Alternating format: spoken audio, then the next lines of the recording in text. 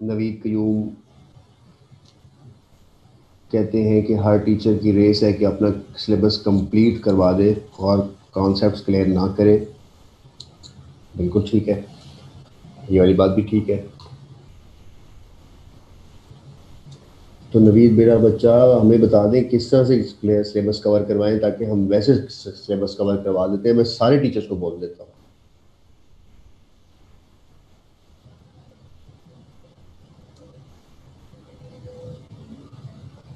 अच्छा मेरी बात सुने, आप लोगों को क्या टाइम कन्वे हुआ है स्केड्यूल में?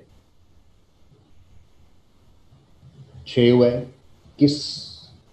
ठीक है, 6 बजे का। आप लोगों के पास जो, रुक जाए, आप लोगों के पास स्केड्यूल नहीं आता है? स्केड्यूल में 6:30 है ना टाइम? ठीक है, तो 6 की कंफ्यूजन किसको हुई है?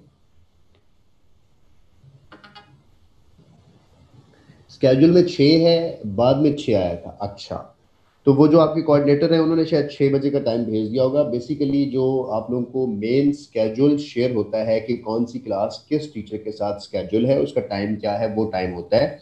आपकी क्लास जो कोऑर्डिनेटर्स हैं जिन्होंने जूम पे आपकी क्लास कोऑर्डिनेट करवानी होती है और हमें साथ में असिस्ट करना होता है तमाम मेंटोर्स को, उन्होंने क्लास को आधा घंटा पहले या 45 मिनट पहले स्टार्ट करना होता है एक एसओपी के मुताबिक।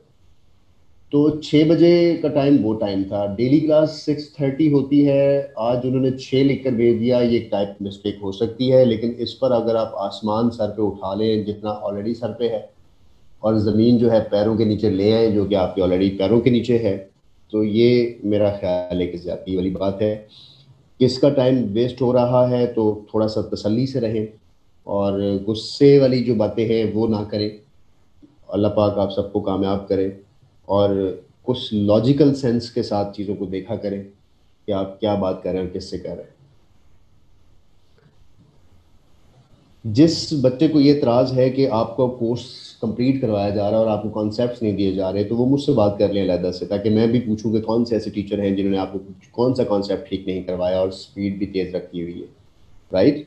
तो गुस्सा नहीं करना, किसी टीचर के हवाले से कोई बात नहीं करनी। यहाँ कोई टीचर भी आप लोगों से ये लेबल नहीं लगवाने आया कि वो अच्छा टीचर है या बुरा टीचर है। राइट? तो जो 2-3 बच्चों के इश्यूज ऐसे हैं कि उनका टाइम हमने बहुत ज़ाया कर दिया है, तो उनका ज़ाया ही होगा। उनको कुछ भी, उनको उनके पल्ले फिर भी कुछ नहीं पड़ेगा सब कुछ बताने के बाद।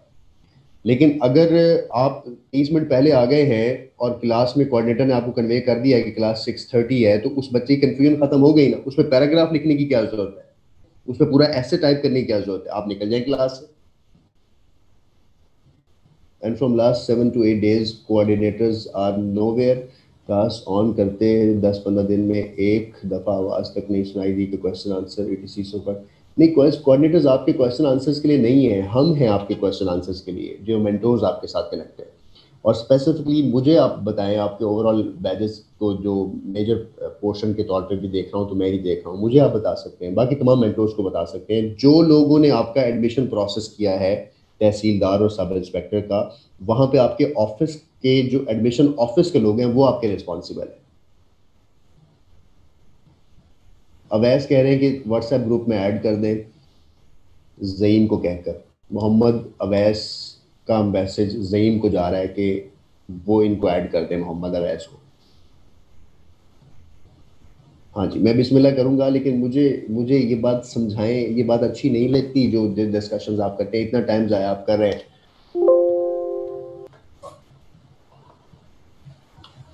6:30 का टाइम है, टाइम मैनेजमेंट नहीं है और पता नहीं क्या क्या आप और बात कर रहे होते हैं साथ में जाके। हमें गुस्सा नहीं आता है, लेकिन आप लोग को एक बात बताना चाहता हूँ कि ये जो बैच है नोवा का, जो कि 100 मार्क्स का बैच है, ये सबको बताना चाहता हूँ, ये बैजेस की नोवा को ज़रूरत नहीं है। पहली बात, नोवा एक सीएसएस की अकेडमी है, एक पीएमएस की अकेडमी है। हम हर साल सिर्फ और सिर्फ 3 बैजेस, मैक्सिमम 3 बैजेस लेते हैं। और ये बैजेस हमारे ना सिर्फ हाई कॉस्ट बैजेस होते हैं कि आपके पर सब्जेक्ट 1000 रुपीज़ आप लोग पे करते हैं, आपके 7 सब्जेक्ट हैं, 2000 पे करते हैं आप। और जो टीचर्स आप लोग को पढ़ा रहे हैं वो सारे वो टीचर्स हैं जो सीएसएस की क्लासेस को पढ़ाते हैं। अगर आप लोग को फिर भी कदर नहीं है कि जो चीज़ें आपको डिलीवर की जा रही हैं, तो फिर भी आप लोगों के कनेक्शन बिल्कुल ठीक है। ये जो मैनेजमेंट के रोले हैं और जो टीचर्स के आने के बाद भी आप ऐसी गुफ्तगू कर रहे हो क्लास के अंदर कि टीचर्स अपना कोर्स कंप्लीट करवाने में लगे हुए हैं, दैट्स लुक्स ऑड। कि आप, मुझे नहीं समझ आ रही कि ये आप मुझे कह रहे हैं या बाकी टीचर्स को कह रहे हैं। मतलब आपको अगर किसी को प्रेज नहीं करना है तो प्लीज़ उसको क्रिटिसाइज ना करें। और अगर आप इतने पढ़े लिखे हैं तो हमारे पास अप्लाई करेंगे, आपको हम फैकल्टी में ऐड करते हैं और इंशाल्लाह आप अगर इस कैलिबर में हुए तो ज़रूर आपको ऐड करेंगे फैकल्टी में। और अगर यहाँ पढ़ने आए हैं तो फिर पढ़ने वाली बातें करें। किसी का टाइम अगर हमने ज़ाया किया तो आई अपोलोजाइज फॉर दैट। तो आप लोग गलत जगह तो नहीं आ गए कहीं? आ जाए जी। अब हम गुस्सा थूक देते हैं। गुस्से हमारे इतने ही होते हैं, एक एक 2 मिनट के, और वापस आ जाते हैं। और उसमें ये कि सॉरी सॉरी कुछ नहीं होती। बस एक कमेंट आप लोग का भी जायज़ हो सकता है, और मैं आज उन कोऑर्डिनेटर से कंफर्म करूंगा कि उन्होंने 6 PM क्यों लिखा है, कि क्लैरिकल मिस्टेक की भी तो क्यों की। अगर कोई फांसी चढ़ता हुआ तो चढ़ा दूंगा, अगर सज़ा थोड़ी बनी तो फिर थोड़ी दूंगा। लेकिन इस बात की तंबीह की जाएगी कि ऐसा क्यों किया है इन बच्चों के साथ। इनको अगर आप लिख देते रात के 1 बजे क्लास है तो 1 बजे भी आ जाते, तो इनको ज़रा ध्यान से कुछ चीज़ें भेजा करो। ये ना हो कि किस दिन लिख दो कि आज क्लास जो है चीन के अंदर है, चाइना के वीज़े लेते फिर सारे। तो इसलिए इन बच्चों का आइंदा ध्यान करना है, इनको बिल्कुल वो लिखना है जो है, जो नहीं है वो गलती से भी ना बता देना इनको। ठीक है, खुश रहो। चलो जी, आ जाओ, वापस आ जाओ जी। All ready, love you back all. अब सवाल ये हुआ कि अब हम डील करेंगे इस, 1 मिनट होल्ड करें प्लीज। ठीक है जी। अब हम नहीं, नोवा के नारे नहीं लगवाने के लिए ये सारा भाषण मैंने दिया। आप लोग का टाइम ज़ाया नहीं होगा, बेफिक्र रहें। अच्छा, सबसे पहले कल हमने किया था नॉर्थ अमेरिका साउथ अमेरिका, आज हम ऑस्ट्रेलिया करेंगे। उसके बाद हम ओशियंस करेंगे। उसके बाद हम सिविलाइजेशंस ऑफ वर्ल्ड करेंगे। राइट, 3 चीज़ें करेंगे। हाँ जी, चैट ऑफ कर देते हैं। 3 चीज़ें करेंगे। पहली क्या क्या बताया, ऑस्ट्रेलिया करेंगे, हमारा जोग्राफिकल पार्ट ख़त्म हो जाएगा। उसके बाद हम, अल्लाह करेगा आपका भला, हम ओशियंस करेंगे सारे।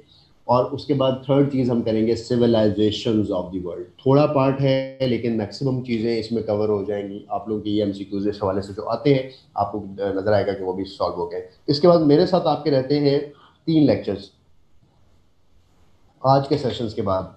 अगले 2 सेशंस के अंदर, हाँ मैं बहुत स्पीड में कोशिश करूंगा, जाऊंगा। अगले 2 सेशंस के अंदर हम पाकिस्तान ज्योग्राफी करेंगे, पाकिस्तान पार्लियामेंट, पाकिस्तान जो मैंने डिटेल्स आपको बताई थी वो, उसका एक डॉक्यूमेंट भी शेयर करूंगा आपके साथ। और जो लास्ट लेक्चर होगा उसके अंदर हम करंट अफेयर्स और स्पोर्ट्स और इस तरह की चीज़ें, और जो छोटे मोटे वॉर्स और ये सारे एरियाज होते हैं MCQs के लिंक, वो करूंगा। अगर इन 3 के बाद कुछ एरियाज और आइडेंटिफाइड हुए तो मैं वो बिल्कुल करवाऊंगा। जिसका जो पार्ट रहता है, मिसलिनियस अफ्रीका रहता है वो होगा, सब इंस्पेक्टर के अफ्रीका और एशिया रहता है वो भी होगा, तो जो रहता है वो होगा। जो न्यूज़पेपर का मेथड है, जिस दिन आप लोग को करंट अफेयर्स करवाऊंगा उस दिन वो सारे चीज़ें कवर करवाऊंगा, नो वरी। और जो 8 कॉन्टिनेंट्स ऑफ द वर्ल्ड वाला सवाल है आतिफ का, वो भी अभी सॉल्व हो जाएगा जब हम एशिया को जब हम ऑस्ट्रेलिया को सॉल्व करने की कोशिश करेंगे। राइट, अब हम चलते हैं। सबसे पहले जाहिर है आप लोगों को पता है, मैप्स से ही चीज़ों को आइडेंटिफाई कर रहे हैं अभी तक। कुछ बच्चों ने शुरू वाले दिनों में एक सवाल किया था कि मैप्स जो है सर वो उसको याद करने का तरीका बता दें। मैप को घूम फिरने के बाद अब मेरा ख्याल है ये सवाल खुद ही अपनी आपको जवाब आपको मिल गया होगा कि जब हम मैप को बार बार देखते हैं, बार बार स्टडी करते हैं, मैप को हम बार बार रीड करते हैं, तो हमारे ये वाले पोर्शंस कवर हो जाते हैं। राइट, अब हम आपके साथ शेयर करते हैं एक स्क्रीन, और जूम ने दिखाया ये वाला जादू। आपके सामने एक स्क्रीन है, इस स्क्रीन में हम कुछ चीज़ें जो हैं उनको भी आइडेंटिफाई कर लेते हैं कि हम आज किस पे बात करने जा रहे हैं। ऑलराइट, तो उम्मीद है स्क्रीन आप सब लोग को नज़र आ रही होगी। ठीक है, बिल्कुल ठीक है, आगे भी आएगा। और आगे अभी जो आप लोगों ने मैप्स खुद भी देखने हैं, अभी मैं आपको कुछ और मैप्स भी शेयर करूंगा आप लोगों से। मैप्स की को रीड करना भी आप लोग को आ गया। पाकिस्तान के अलावा जो हमारा वर्ल्ड मैप है उसमें जो लोकेशंस और टेक्निकलिटीज़ हैं वो भी इंशाल्लाह क्लियर हो जाएंगे। कोई बात नहीं, पहले ऐसा ही होता है, इंसान वक्त के साथ साथ चीज़ों को सीखता है, हमें कहीं ना कहीं से चीज़ें हमेशा सीखने में मिलती हैं।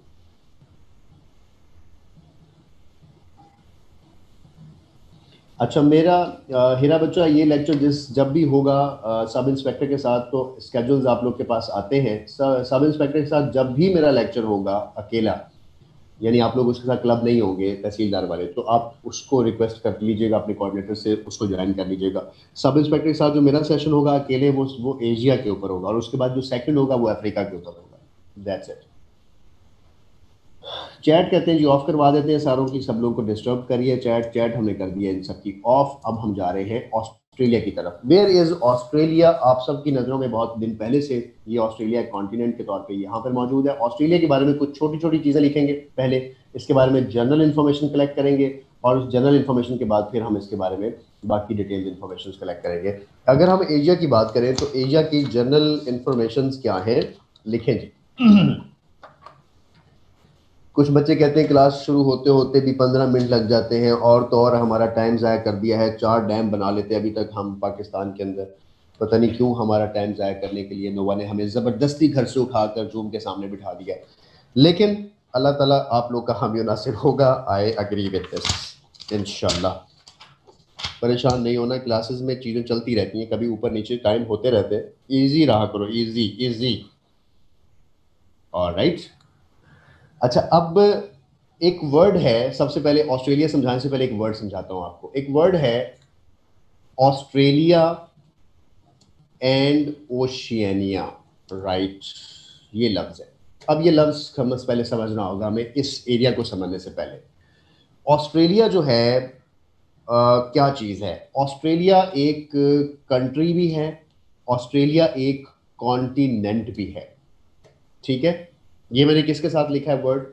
ऑस्ट्रेलिया के साथ। अभी सिर्फ मैं ऑस्ट्रेलिया की बात कर रहा हूँ, ऑस्ट्रेलिया की बात कर रहा हूँ, राइट? ऑस्ट्रेलिया एक कॉन्टिनेंट है और ऑस्ट्रेलिया एक कंट्री भी है। ये वाली बात मैंने की अभी तक आपसे। जी मैं आपको फुल स्क्रीन कर देते हैं, ठहरे जरा।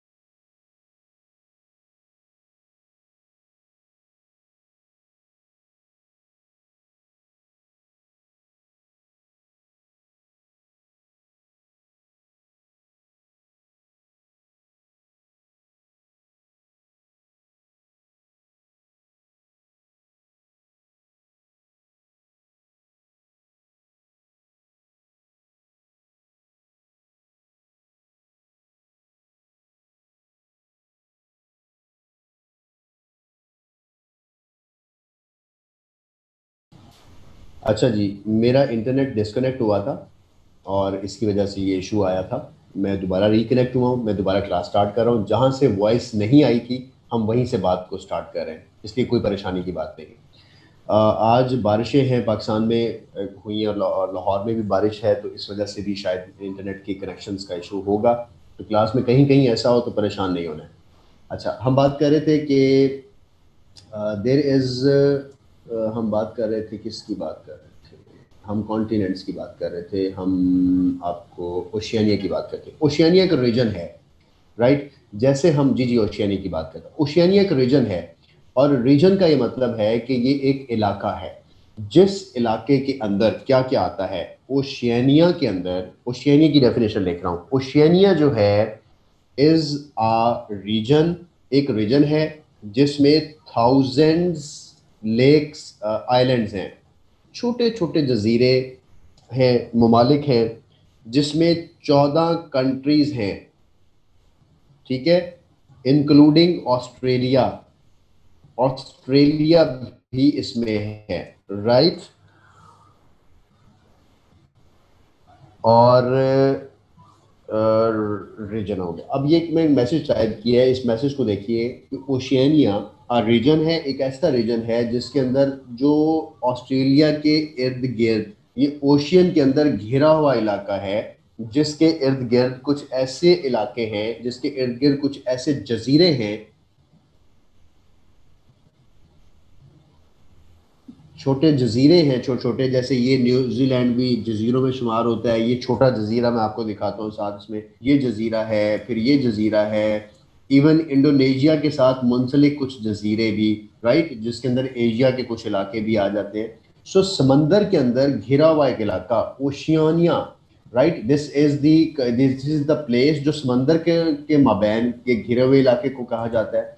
तो अब जो वजाहत आपका सवाल है कि 14 नहीं, मैंने लिखा कि 14 मुल्क हैं। ऑस्ट्रेलिया भी एक मुल्क ही है और ऑस्ट्रेलिया भी ओशियानिया में ही आता है। तो अगर मैं ये बात कहूँ आप सब लोगों को कि ऑस्ट्रेलिया जो है, जो ओशियानिया है, एक बड़ा रीजन है जिसमें ऑस्ट्रेलिया कॉन्टिनेंट भी है और 13 और ममालिक भी हैं और छोटे छोटे और जजायर भी हैं, तो फिर हमारी ये बात क्लियर हो जाती है। ठीक है, जबकि अगर मैं सिर्फ ऑस्ट्रेलिया का वर्ड लिखूं तो ऑस्ट्रेलिया सिर्फ इस खित्ते को कहा जाता है जिसके अंदर न्यूजीलैंड और उसके साथ ऑस्ट्रेलिया का इलाका। तो ऑस्ट्रेलिया के बारे में जो आप जेनेरिक इंफॉर्मेशन लिखें, this is the smallest continent. एक तो ये बात, दूसरा ये एक कंट्री भी है ऑस्ट्रेलिया के नाम से, इसको आइलैंड कॉन्टिनेंट भी कहा जाता है।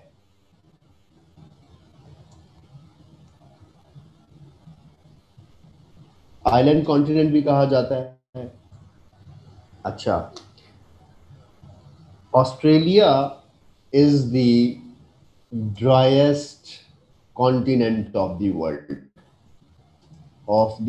वर्ल्ड। इसके साथ एक वर्ड लिख देते हैं आफ्टर, कॉन्टिनेंट तो वर्ल्ड है, आफ्टर एंटार्क्टिका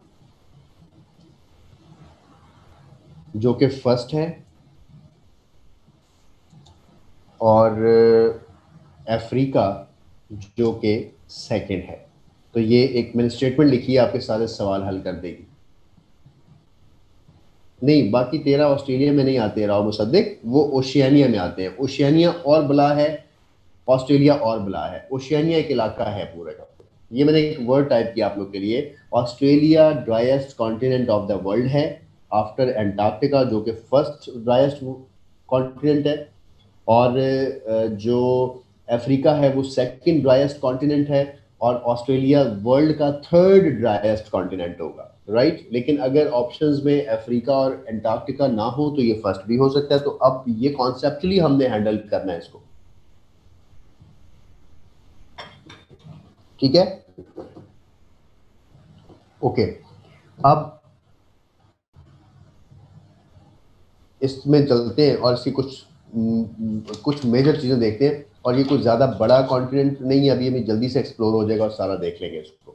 अच्छा, सबसे पहले हम इसमें हेडिंग देंगे, जैसे आपको इस शक्ल से नज़र आ रहा है, मैंने कहा ये ड्राइएस्ट है, आपको शक्ल से नज़र आ रहा है, ऐसा नहीं लग रहा कि सारे का सारा डेजर्ट्स में ही है। Yes, this is mostly in desserts. How और कैसे आपको शो करूंगा, इस बात को समझाने के लिए पहले मैंने आपको एक हेडिंग देनी है, और उस हेडिंग का आपने नाम लिखना है डेजर्ट्स ऑफ ऑस्ट्रेलिया, राइट। कौन कौन से डेजर्ट्स हैं अब इसको देखते हैं, और यहाँ पे हम इन एमसीक्यूज को सॉल्व करते हैं। मैं इसको ख़त्म करूँगा, मैं आप लोगों से शेयर करूँगा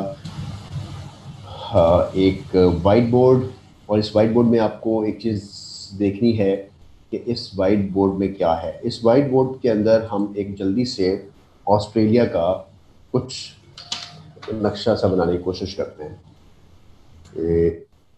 ऐसे ऐसे ऐसे ऐसे ऐसे कुछ ऐसा सा है ऑस्ट्रेलिया, राइट। मैं ऐसा क्यों हूँ, ये ऐसा ही है। अच्छा, अब अगर ऑस्ट्रेलिया इस तरह से है तो ऑस्ट्रेलिया के अंदर कुछ रीजन्स हैं। ऑस्ट्रेलिया के अंदर बड़े बड़े डेजर्ट्स हैं, और डेजर्ट्स को मैं शो कर रहा हूँ इस कलर से ताकि आप लोग थोड़ा सा आइडेंटिफाई भी कर लें इसको। देखें, ऑस्ट्रेलिया के अंदर कितने डेजर्ट्स हैं? 5 डेजर्ट्स के मेजर एरिया है, यहाँ पर एक एरिया है, इसको कुछ नाम देंगे, डेजर्ट बना देंगे। उसके बाद इसके साथ नीचे एक कुछ एरिया है, यहाँ पर डेजर्ट है। उसके बाद अल्लाह करेगा भला आपका एक यहाँ डेजर्ट है इसके पास। उसके बाद एक इसके साथ छोटा सा एक और डेजर्ट है यहाँ पर।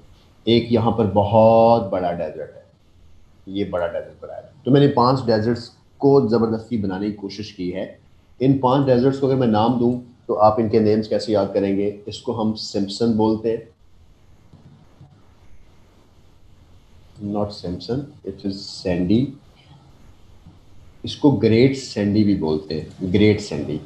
तो ग्रेट सैंडी का वर्ड अगर कहीं यूज हो तो that's mean it is a desert in Australia. अभी लोकेशंस आप खुद ही बना लोगे इसके साथ साथ, राइट। उसके बाद ये है तेनामी डेजर्ट, इसका नाम है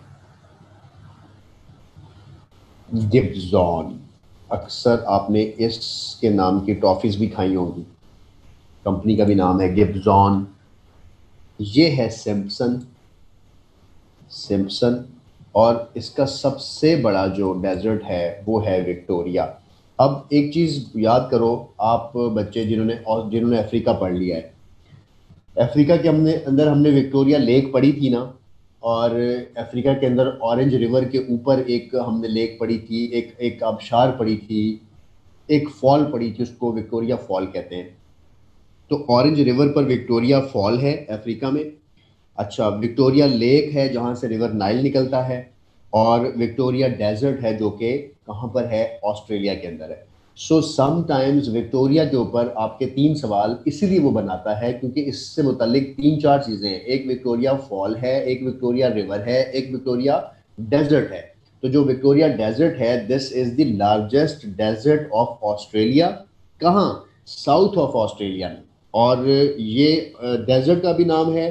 अब ये अगर ये लेक बनेगी तो ये अफ्रीका में चली जाएगी, अगर ये फॉल बनेगी तो ये ऑरेंज रिवर के ऊपर चली जाएगी।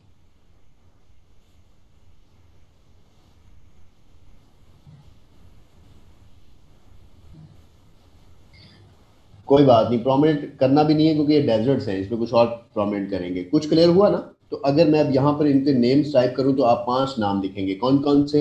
Great Sandy, Tanami, Gibson, Simpson and Victoria. इनकी लोकेशंस भी ऐसे ही हैं। नॉर्थ में ग्रेट सैंडी और तेनामी है, जो वेस्ट है वहाँ पर गिब्जॉन और ग्रेट सैंडी है, जो साउथ है वहाँ पर विक्टोरिया है। सिम्पसन और तेनामी जो हैं वो दोनों आपके ईस्टर्न डेजर्ट्स हैं। तो ये जो लोकेशंस मैंने बताई हैं, ये लोकेशंस आपके एमसीक्यूज बनते हैं। ये जो मैप का इस वक्त नक्शा आपके सामने है, इस नक्शे को देखकर आप छोटे बड़े का अंदाजा, यानी विक्टोरिया इज लार्जेस्ट, ये एमसीक्यूज बनता है। साउथ में कौन से? ये एमसीक्यूज बनता है। और अब इट शोज कि ऑस्ट्रेलिया का जो मेजर रकबा है सारे का सारा, वो किस में फॉल कर रहा है? वो ड्राइएस्ट हो गया। तो कौन सी जगह जो है वो बची इनके पास? इसका वेस्ट, इसका ईस्टर्न पार्ट। तो जो इसका ईस्टर्न पार्ट है ना, ये वो इलाका है जहाँ पर मोस्टली इनकी सेटलमेंट्स हैं, या ऑस्ट्रेलिया के लोग जहाँ पर ज़्यादा सेटल्ड हैं और रह रहे हैं। अब मैं आपको दिखा भी देता हूँ। सजाद कह रहे हैं साथ साथ लिख दो। सजाद देखो, किसी भी जगह को हम पढ़ते हैं तो उसके अंदर ईस्ट वेस्ट होता है ना, और नॉर्थ होता है ना। तो जब हमने पहले दिन ये बात पढ़ी थी कि ऊपर वाली चीज़ों को नॉर्थ कहेंगे, तो ग्रेट सैंडी और तेनामी नॉर्थ में आते हैं, गिब्जॉन सिम्पसन जो है साउथ में आते हैं, विक्टोरिया साउथ में आता है। तो ये इस तरह से कर लीजिएगा। हाँ, साउथ वेस्ट का आंसर नहीं आएगा इसका, विक्टोरिया इज इन साउथ। अब मैं आपको ओरिजिनली भी दिखाता हूँ ना इसको एक और तरह से। खैर, ये देखिए, अगर हम यहाँ पे आ जाएं तो जैसे मैंने अभी डेजर्ट्स बनाए थे अब ये ऑस्ट्रेलिया के कुछ हिस्से हैं। देखें, ऑस्ट्रेलिया के ये वाला इलाका है, ईस्टर्न इलाका है, सारा ग्रीन नज़र आ रहा है ना आप लोग को?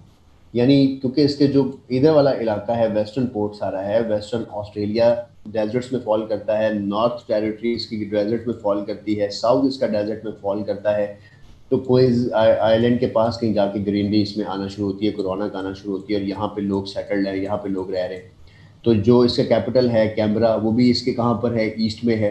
तो इस मेलबॉर्न जहाँ पे आप क्रिकेट खेलने जाते हैं, वो भी इसके उन्हीं जगहों पे है जहाँ रौनक है या जहाँ ग्रीनरी है। तो ये थोड़ा सा मोहल्ले वकूँ भी हमें समझने में मदद मिली, और इससे हमें ये भी पता चला कि जो हमारा ऑस्ट्रेलिया है उसके अंदर मोस्टली जो चीज़ें हैं वो डेजर्ट्स ही हैं। मुझे आपकी चैट नहीं आ रही मेरे साथ ना, तो मैं इसको 10 ही देखूँ। अच्छा, आगे चैट, ठीक है। अब आगे एक और चीज़ लिखें, हमारे डेजर्ट्स हो गए। डेजर्ट के बाद आप हेडिंग देंगे reverse, reverse in Australia, reverse in Australia. तो रिवर्स के मैं नेम्स लिख रहा हूँ, साथ साथ लिखते जाओ। पहला है मुरे रिवर, मरे रिवर, ठीक है। परे मरा नहीं कहते हो, परे मरो, तो ये लफ्ज़ है मुरे रिवर, मुरे रिवर। उसके बाद सेकेंड रिवर है हमारे पास, उसका नाम है, अच्छा जो मुरे रिवर है ना, this is the longest river in Australia, right. और इनाको longest river in South America पढ़ा था हमने कल। नाइल इज इन, हमने पढ़ा था कहाँ, अफ्रीका के अंदर पढ़ा था। यंगजी सबसे बड़ा रिवर हमने पढ़ा था एशिया के अंदर, एशिया का लॉन्गेस्ट। उसके बाद रिवर वोल्गा हमने यूरोप का लार्जेस्ट पढ़ा था, राइट। हमने फिर मिसौरी रिवर जो है वो नॉर्थ अमेरिका का लार्जेस्ट रिवर, लॉन्गेस्ट रिवर पढ़ा था। मुरई जो है पश्तो में अम्मी को बोलते हैं, तो ये अम्मी रिवर था जी, ठीक है। मुरे रिवर हो गया, और मुरे is the longest river of the Australia. तो रैंकिंग्स इस तरह से भी हमें याद रखनी है साथ साथ। उसके बाद एक रिवर है darling river, so romantic Australia, darling river है जी इसके अंदर। अब डार्लिंग है, तो डार्लिंग के साथ पारो ना हो तो ये नहीं हो सकता, तो पारो रिवर भी है यहाँ पर, माशाल्लाह, बड़े मजे की जगह है, ठीक है ना। तो आप ऐसे ही अपनी डार्लिंग पारो इधर ढूंढ रहे हैं, डार्लिंग रिवर तो भी वहां पर है, पारो भी वहां पर है, अम्मी भी वहां पर है, मुरे रिवर, तो जरा ध्यान से जाना। उसके बाद एक रिवर है कूपर रिवर, कूपर रिवर, ठीक है। तो लड़की का भाई भी वहां पे है। सो देर आर 4 रिवर्स, एक मुरे रिवर, एक डार्लिंग रिवर, एक पारू रिवर, और एक कूपर रिवर। तो ये 4 रिवर्स हैं। जब इनके नेम्स आपके पास आए तो आपने इसको ऑस्ट्रेलिया में शनाख्त करना है। आपको ये नेम्स पता हो कि ये रिवर्स के नेम हैं, अगर कहीं एमसीक्यूज में इस नामों का कहीं जिक्र हो, इनके साथ आने वाली अप्स डाउन इन्फॉर्मेशन को आपने खुद ऐड करना है मजीद। तो हमारे पास रिवर्स यही हैं इसके। अच्छा, तो इसलिए वसीम अकरम जो है वो वहीं शादी करके आया है, दैट्स ग्रेट, ये वाली बात भी ठीक है। उधर अम्मी भी है ना उसकी, मुरे भी है उसका। हाँ, ये नहीं अब भूलेंगे, लड़कों को तो नहीं भूलने वाले। आज कहते हैं फरहान के दिल लगा उनका पढ़ाई में, पहली दफा जिंदगी में। मुझे बताते मैं साथ में बॉलीवुड की हीरोइंस भी ले आता, दो दो चार चार, क्या बात है। अच्छा, रहमान, जो ओशियानिया है ना, वो ऑस्ट्रेलिया से बाहर नहीं है। ओशियानिया क्या है, ओशियानिया एक और तरीके से समझाता हूँ, ज़्यादा आसान हो जाएगा, समझ लो। मुझे आपकी कन्फ्यूजन से अंदाजा हो रहा है कि ये नहीं क्लियर होगा आपको ओशियानिया से। देखो, when we talk about the rivers, तो रिवर एक और बला है, या कॉन्टिनेंट्स एक और चीज़ है। लेकिन जब हम कहते हैं ना रीजन, तो मेरा ये कर्सर देखिएगा ज़रा, रेड कलर में अभी इस स्क्रीन के ऊपर मैं इसको कर्सर नहीं कर, अगर मैं कहूँ कि ये एक रीजन है, ये रीजन, तो ये रीजन जो मैंने इस वक्त इस मैप के ऊपर आपके सामने वाइट किया है ना, ये एक रीजन है। इस रीजन को ओशियानिया कहते हैं, जिसके अंदर कुछ जजायर एशिया के, ऑस्ट्रेलिया पूरे का पूरा कॉन्टिनेंट, न्यूजीलैंड और छोटे छोटे जजायर आते हैं। ये सारा कुछ ओशियानिया में आता है। ओशियानिया के अंदर ऑस्ट्रेलिया है। जैसे मिडिल ईस्ट एक रीजन है, बिल्कुल सही कहा समीप। जैसे सेंट्रल एशियन रिपब्लिकन स्टेट्स एक रीजन है, तो ओशियानिया इज अ रीजन जिसके अंदर ये ऑस्ट्रेलिया भी फॉल करता है। मरे का वर्ल्ड रैंक नहीं पता, I don't know, world rank check कर लीजिएगा इसका।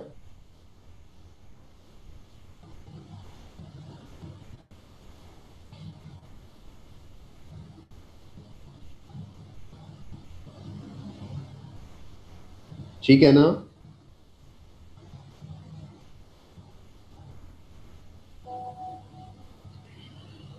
ओके, बहुत ही दिल लगा बैठे पढ़ाई में।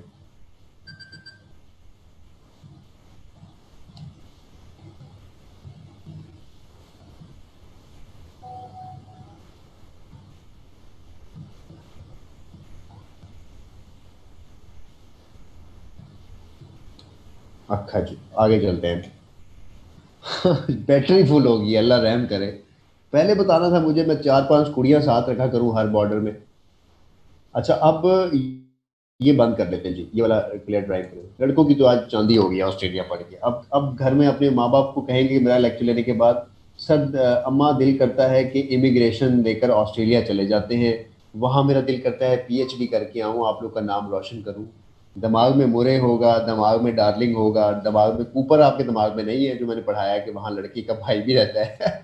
सो ये चार रिवर्स तो खैर अब नहीं बोलने वाले, आगे आते हैं जी, इसको छोड़ते हैं जिन बातों को, अब आगे आते हैं। और ठीक है ठीक है, बहुत हाथ से निकल गया, आ जाओ वापस। हाँ जी, पीएचडी ही करना वहाँ जाके, बिल्कुल ठीक है। छोटी मोटी पढ़ाई ना करना, दिल भी लगेगा, और पीएचडी माशाल्लाह होती भी काफ़ी सालों में है। अच्छा, अब हम करें गल्फ्स। गल्फ्स क्या हैं? गल्फ्स, सादिया बेटा मैप व्यू समझाता हूँ पहले। वैसे पहले दिन क्लास में मैं आपको ये मैप व्यू समझा देता होता था। ये आर्कजिस वेबसाइट है, उसी के अंदर जाएंगे ना आप, जब लोग, अगर आप लोग को ये नजर आ रहा हो ये आर्कजिस ये वेबसाइट है, तो यहाँ बेस मैप लिखा हुआ है एक जगह पे। इस बेस मैप से आपने हाइब्रिड इमेज ले लेना है, तो यहाँ से शो होगा आपको। और इसको यूज किया करें, आर्कजिस को, अपने कॉन्सेप्ट क्लियर किया करें इससे। ठीक है, अब आते हैं एक और तरफ, और वो है gulfs. Gulfs of Australia. Australia के गल्फ्स कौन से हैं? राइट, ऑस्ट्रेलिया गल्फ्स में क्या आएगा? पहला आएगा गल्फ ऑफ कारपेंट्रिया, एक लिखवा देता हूं। दूसरा गल्फ इसी के साथ लिख लो, स्पेंसर गल्फ। अब ये दोनों दूर से नजर आ रहे हैं आपको, Spencer gulf, right. Gulf of Carpentaria ये जगह है, ये जगह ऊपर नॉर्थ के अंदर, ये गल्फ ऑफ गल्फ बन रहा है ना, एक साइड ओपन तीन साइड्स बंद, gulf of Carpentaria, this is called gulf of Carpentaria. अगर हम बिल्कुल साउथ में चले जाएं तो साउथ के अंदर ये जगह गल्फ बन रही है, गल्फ स्पेंसर, राइट। तो गल्फ स्पेंसर कहाँ है? In Australia. Gulf of Carpentaria कहाँ है? In Australia. Gulf of Carpentaria is in north Australia, gulf of Spencer जो है is in south of Australia. दो ही गल्फ थे, इजी हो गया। मैप के लिए जो वेबसाइट है, मैं आप लोग को बेटा दोबारा लिख देता हूँ। यही वेबसाइट हम जिस दिन से पैदा हुए हैं उस दिन से कर रहे हैं, जब से पाकिस्तान बना है उस दिन से आप लोग को मैं यही पाकिस्तान में बैठ के ये वेबसाइट करवाई जा रहा हूँ। ये वेबसाइट है। स्पेंसर साहब को गल्फ बन रहा है, अगर उस गल्फ का नाम किसी एमसीक्यूज में देखो तो जरूर लिख लीजिएगा, राइट। गल्फ ऑफ विंसेंट लिखा हुआ है इस मैप के मुताबिक, राइट। आपके नोटिस में होगा, लेकिन मैंने इसका एमसीक्यूज नहीं देखा है कि मैंने एमसीक्यूज स्पेंसर का देखा, मैंने एमसीक्यूज कारपेंट्रिया का देखा, मैंने सैमसन गिब्जॉन का देखा। तो मैं थोड़ा सा एमसीक्यूज ओरिएंटेड रहता हूँ कि वही वाला पोर्शन करें जो अभी तक मोस्टली पूछा गया, और आप उससे गो थ्रू हो जाओ। जाहिर है जब अगर ये इस वाले गल्फ का भी नाम आ जाता है तो वो भी आप कर लीजिएगा। ये आप लोग की एक्स्ट्रा एफर्ट है कि आप चीज़ों के बारे में खुद से कितना जानते हैं। हाँ, अगर आ जाए तो दैट्स वो दे सकता है, लेकिन क्यों आ जाए सही? क्योंकि हम पिछले 10 सालों के पेपर्स और मजीद पास पेपर्स, और हम हर वक्त एमसीक्यूज को देख रहे होते हैं कि उसके पास कौन से एमसीक्यूज है जहां से पेपर बनाता है। तो आप लोग जब आप भी समझ जाओगे कि उसके पास ये वाले एमसीक्यूज नहीं है, अगर वो डालना शुरू कर दे तो आप समझ जाइएगा कि आप वो अपडेट कर रहे हैं। हम लोग तो इस हद तक क्लियर हो जाते हैं कि अब अगर उसने एमसीक्यूज का पेपर दिया है 100 मार्क्स का, तो हमें पता चल जाता है कि वो किस चीज़ की, किस एक्सटेंशन की तरफ वो जा रहा है, यानी उसके पास जो जखीरा है इंफॉर्मेशन का वो कहाँ से आ रहा है। और मोस्टली जो एमसीक्यूज आपको तंग करेंगे ना, वो करंट अफेयर का एरिया होगा। आपको शौक तो बड़ा है करंट अफेयर के पढ़ने का कि करंट अफेयर जल्दी से करवा दें। करंट अफेयर जब करवाऊंगा तो उस दिन के बाद आप लोगों के पास काफी सारे टास्क जिम्मे लग जाएंगे जो आपने डेली बेसिस पे अपडेट करने हैं।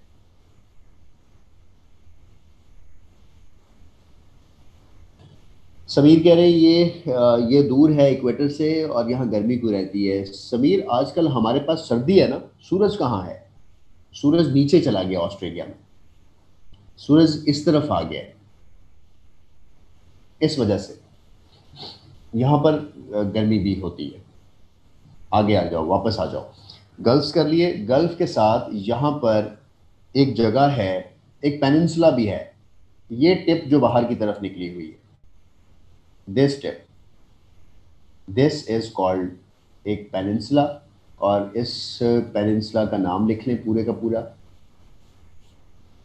लिखें जी, केप यॉर्क। वेरी गुड वजाहत, केप यॉर्क, कई दफ़ा एमसीक्यूज में देखा इसको भी। और जब आप एमसीक्यूज के पेपर्स करेंगे, अब जो तहसीलदार के बच्चे हैं वो तो मैंने कहा था कि 3 पेपर्स डेली करना शुरू कर दो, और आपको वहाँ से आपने ये इन्फॉर्मेशन कलेक्ट करना शुरू कर देनी। अब क्योंकि चीज़ें आपने देख ली हैं आंखों से, अब आपको रट्टे मारने की जरूरत नहीं है, अब आपको अरेंज करने की जरूरत है कि ये इन्फॉर्मेशन ऑस्ट्रेलिया की है, उसको ऑस्ट्रेलिया में लिखें। तो जब आप लिख लेंगे ना, एक स्टोरी बन चुकी होगी आपके पास। Very good Misbah. तो मिसबा, जब आपने 10 पेपर्स किए तो क्या बना? कुछ चीज़ें जो हमने अभी तक पढ़ी हैं, क्या वो रिवाइज हो रही हैं, वो रिपीट हो रही हैं, वो अपडेट हो रही हैं? हाँ, एसआई वाले भी कर लें, लेकिन क्योंकि आप लोगों का एसआई वालों को मैं इसलिए अब आज नहीं बोल रहा हूँ कि आप लोग के 2 पेपर्स रहते हैं अभी, आपका एशिया रहता है और आपका अफ्रीका रहता है। ऑलमोस्ट अगर कल आप लोग की क्लास में जो एरियाज आपके सियाज ने मुझे मेंशन किए थे, मोस्ट प्रेफरेबली वही क्लासेस स्केड्यूल हो रही होंगी जो मिसिंग हैं। और अगर नहीं हो रही होंगी तो फिर मैं आप लोग के साथ एक एक्स्ट्रा क्लास स्केड्यूल करूंगा एसआई के साथ, 4 से 6 बजे वाले टाइम में, तो आ जाइएगा फिर। कोई इशू नहीं होगा। जब हम चीज़ें पढ़ लेंगे तो ज़ाहिर है इशू पढ़ने के बाद अब स्टार्ट होता है। वो शेक्सपियर ने कहा था कि drama starts when curtain falls. Drama उस वक्त स्टार्ट होता है जब कर्टन गिर जाता है। कर्टन गिरता कब है? जब स्टेज पे आप ड्रामा देख रहे होते हैं तो एक कर्टन आता है ऊपर से नीचे स्टेज के ऊपर, और वो जब खत्म हो जाता है ड्रामा तो उसके बाद वो कर्टन आ जाता है। शेक्सपियर कहता है कि ड्रामा स्टार्ट ही जब होता है। क्यों? क्योंकि जब वो जो ड्रामा आप देख ले रहे होते हैं वो ड्रामा आपके अंदर आ जाता है। आपके अंदर शाहरुख खान आ जाता है, आपके अंदर कतरीना कैफ आ जाती है, आप उसकी तरह टमक टमक के चलना शुरू कर देते हैं, आप हीरो हीरोइन बनना शुरू हो जाते हैं। तो सोसाइटी के अंदर वो चीज़ें अब्जॉर्ब होती हैं और सोसाइटी उस वजह से रिएक्ट करती है। इन द सेम वे आप लोग जब ये लेक्चर लोगे तो उसके बाद ड्रामा स्टार्ट होगा, क्योंकि आपको चीज़ें पढ़नी है।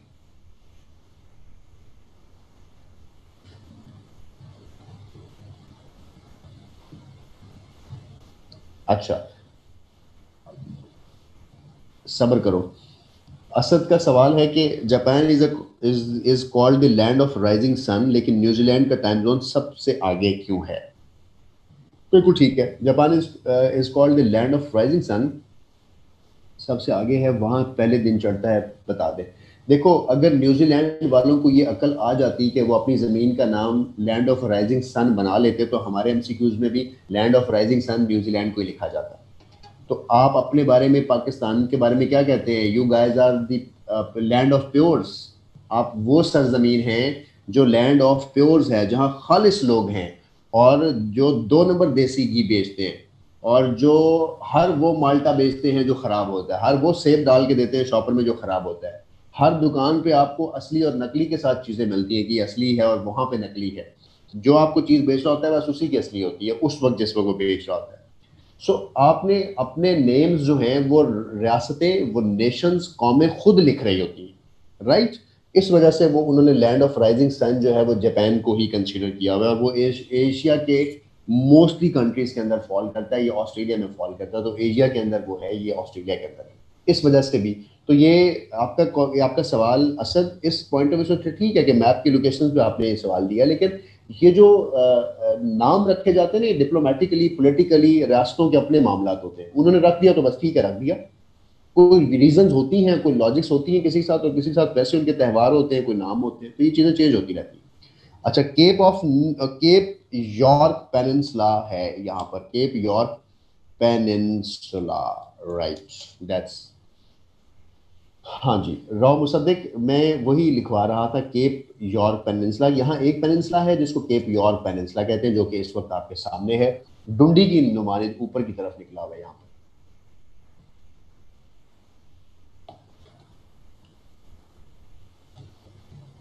अच्छा, मैप के ऊपर आपको एक लफ्ज नजर आ रहा है, पापुआ न्यू गिनिया। इंतहाई बकवास नाम, मुझे कभी नहीं बोलना आया, बड़ा फजूल लगता है मुझे इसको बोलना भी। और ये 2 नंबर है। 2 नंबर चीजें आपको पसंद नहीं होती। ये दुनिया का सेकंड लार्जेस्ट पेनिनसुला है, ये 2 नंबर नाम जो है, पापुआ न्यू गिनिया।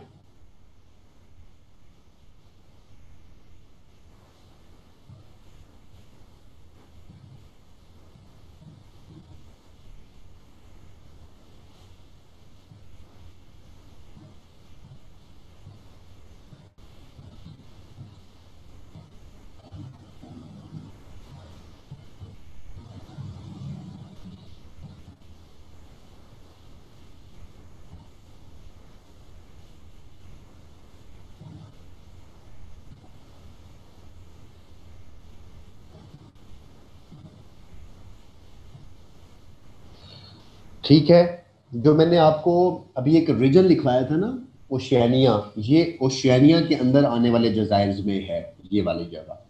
और ये ऑस्ट्रेलिया कॉन्टिनेंट्स के साथ फॉल करता है। ये ऑस्ट्रेलिया में ही हम पढ़े हैं, ऑस्ट्रेलिया में, एशिया में नहीं। इतने सवाल आ जाते हैं, 20 सवाल आ जाते हैं, जिसमें से 26 पढ़े जाते हैं मुझसे।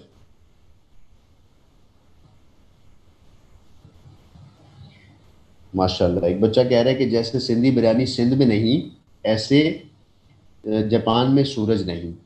सिंधी बिरयानी सिंध में है। हमारे तो धुएं निकाल दिए थे उसने, आपके नहीं निकाले होंगे। ये ऑस्ट्रेलिया में है बेटा, असद मैंने बता दिया।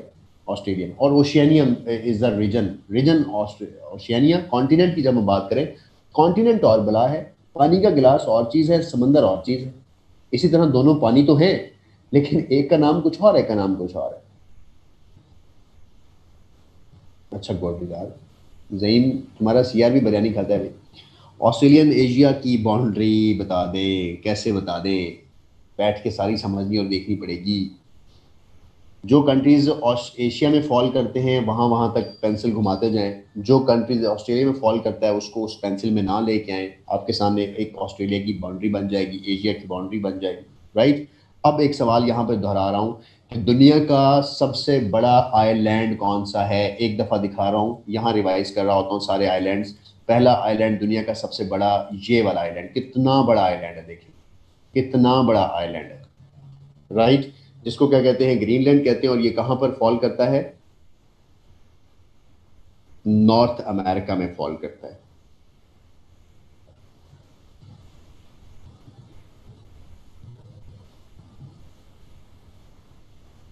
उसके बाद दुनिया का दूसरा बड़ा बड़ा आइलैंड कौन सा है? ये जो ऑस्ट्रेलिया के ऊपर अभी हमने देखा है, दूर से देखे नजर आ रहा है, पापा न्यूगिनिया या वट एवर, जो भी नाम है इसका, अजीब सा। इसीलिए इसको 2 नंबर रखा है, और इसका नाम 2 नंबर ही रखना है, आप याद रहेगा आप।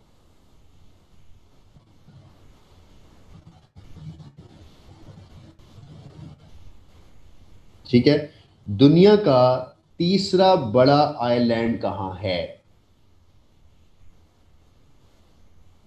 That is Borneo. वो एशिया में फॉल करता है।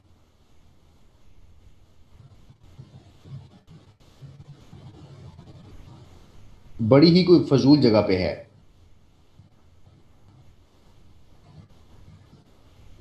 इधर इंडोनेशिया के साथ किसी जगह पे है, एग्जैक्ट लोकेशन इसकी मतलब मुझे जजीरों में ढूंढना पड़ेगा इसको। वो थर्ड लार्जेस्ट आइलैंड में फॉल करता है। यहाँ पे ये जो जगह है शायद, ये जो पूरा पोर्शन इस वक्त मेरे सामने है ना, इसमें है किस जगह पे?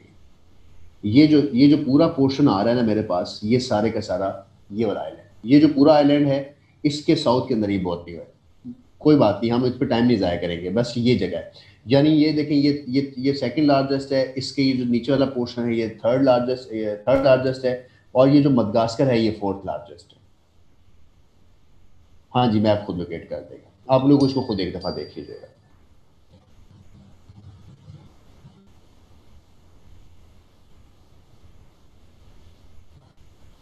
अब आ जाते हैं वापस। और ये हुआ मुरे हुआ, गल्फ हुआ। हो। अब एक वर्ड है न्यूजीलैंड, उसको समझो साथ ही इसके साथ। न्यूजीलैंड को ही सैर करवाता हूँ। न्यूजीलैंड बहुत मज़ेदार। जसिंडा ऑर्डन इज लव इसकी प्राइम मिनिस्टर है। न्यूजीलैंड बहुत प्यारा जजीरा है। कभी जाना हो, अगर आपने दुनिया को घूमना हो, तो इंग्लैंड के, स्कॉटलैंड के बाद आपने न्यूजीलैंड का दौरा करना है। और इंतहाई खूबसूरत जगह है न्यूजीलैंड जो है। यहाँ पर देखे, एक इलाका है ये जगह। अब इसके साथ बहुत से एमसीक्यूज और चीज़ें लिंक्ड हैं, वो मैं सारी वन बाय वन क्लब करवा के भी आप लोगों को करवाता हूँ। ये न्यूजीलैंड है। अब न्यूजीलैंड आपको लगता है कि एक छोटी सी स्ट्रिप है, जो कि एक ये जजीरा है और एक ऊपर जजीरा है, दो जजीरों पर मुश्तमिल है। राइट। इस वजह से इसके साथ एक नाम भी बोला जाता है, this is called, it consist of two islands. दो आइलैंड से बना हुआ है, north island and south island. तो नॉर्थ आइलैंड, साउथ आइलैंड किसको कहा जाता है? न्यूजीलैंड के इलाकों कहा जाता है। इसको नॉर्थ न्यूजीलैंड भी कहा जाता है, तो दुनिया में जब आप पैदा हुए थे तो उस वक्त ही मैंने आपको ये बात समझा दी थी कि जब आप किसी भी चीज़ को मैप पे देखते हैं तो उसके ऊपर वाले हिस्से को नॉर्थ रखते हैं, नीचे वाले को साउथ रखते हैं। अगर अब भी किसी ने पूछा कि नॉर्थ कितने है, तो सारे अपने अपने चित्र ला के दोबारा पा लो। तो नॉर्थ न्यूजीलैंड और साउथ न्यूजीलैंड, ऊपर वाले हिस्से को बेटा नॉर्थ बोलते हैं, नीचे वाले को साउथ बोलते हैं। अल्लाह तेरा करे भला। अब आ जाए आगे। जो दो न्यूजीलैंड्स हैं इनके दरमियान एक पानी का जखीरा है जिसको कहा जाता है cook straits.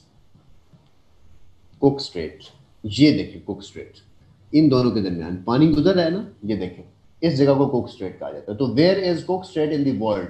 Between the north island and between the south island, between in New Zealand, between north New Zealand and between south New Zealand, right?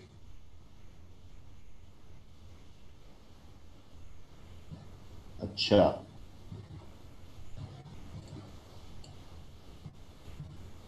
Hasan ने कुछ कहा है, लेकिन जो भी कहा है पता नहीं क्या कहा है।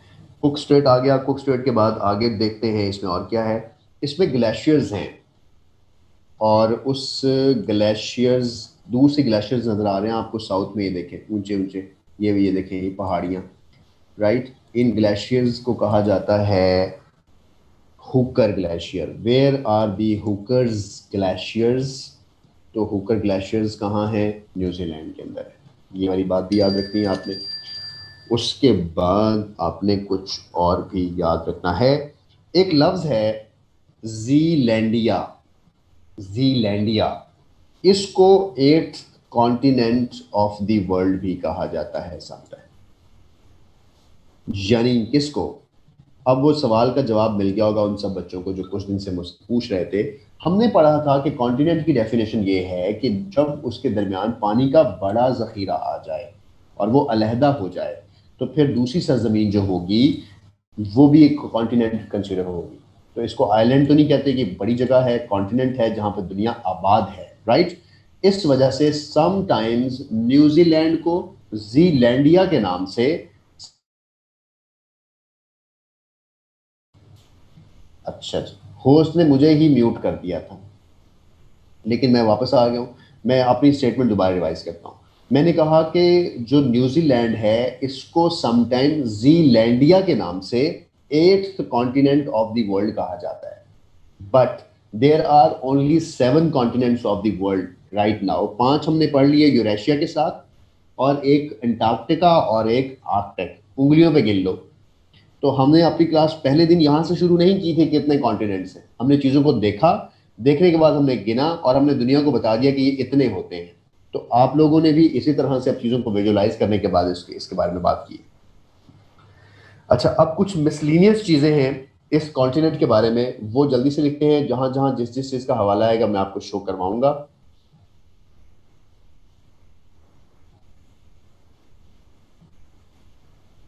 और राइट, मैं नहीं एडमिट कर रहा जी किसी को। अच्छा जी, अब हम मिसलीनियस लिखें जल्दी से। मिसलीनियस के अंदर न्यूजीलैंड को ब्रिटेन, बरतानिया, ब्रिटेन ऑफ ऑफ साउथ कहा जाता है। क्यों कहा जाता है ब्रिटेन ऑफ साउथ? इसके साथ तो वही सलूक हुआ है ना जो सलूक किसके साथ हुआ है? यूके के साथ हुआ है। ये देखें, यूके बाहर है ना, कॉन्टिनेंट से ही बाहर निकल गया बेचारा, और दरमियान में पानी आ गया। बिल्कुल इसी तरह, लेकिन ये नॉर्थ में हुआ है ऐसा। साउथ में ऐसा किसके साथ हुआ है? साउथ में ऐसा न्यूजीलैंड के साथ हुआ है कि वो थोड़ा सा बाहर निकल गया, अपने कॉन्टिनेंट के साथ नहीं है। इस वजह से इसको ब्रिटेन ऑफ साउथ कहा जाता है। और वो ऊपर वाला कौन सा है? वो ब्रिटेन ऑफ नॉर्थ है, यानी वो इटसेल्फ, उसका नाम ही ब्रिटेन है। तो एक ये मिसलिनियस की आप हेडिंग दे चुके हैं। लैंड ऑफ कैंगरूज कहा जाता है ऑस्ट्रेलिया को। लैंड ऑफ कैंगरूज, कैंगरूज होते हैं वहां बहुत सारे, ये बात आप लोग को पता है। उसके बाद ऑस्ट्रेलिया के अंदर एक माउंटेन्स हैं, ग्लेशियर के साथ ही लिख लीजिएगा, उनको कहे जाते हैं ब्लू आइज, हिप्नोटाइज जैसे करती हैं आपको। तो वहां पर ब्लू माउंटेन्स भी हैं बॉयज, जैसे हमने वहां पर देखा कि वहां पर मुरे रिवर है, वहां पर आपकी पारोर है, वहां पर आपके डार्लिंग है, वहां पर उनका कूपर भाई भी है, वहां पर ब्लू आइज ब्लू माउंटेन्स भी हैं इन ऑस्ट्रेलिया। तो ये यूं भी याद रखना है इसको। अच्छा, अब एक वर्ड यूज होता है never, never land. Never, never कभी नहीं, कभी नहीं। कैसे लफ्ज बोले जा रहे हैं, जैसे लफ्ज बोले जाते हैं नेवर।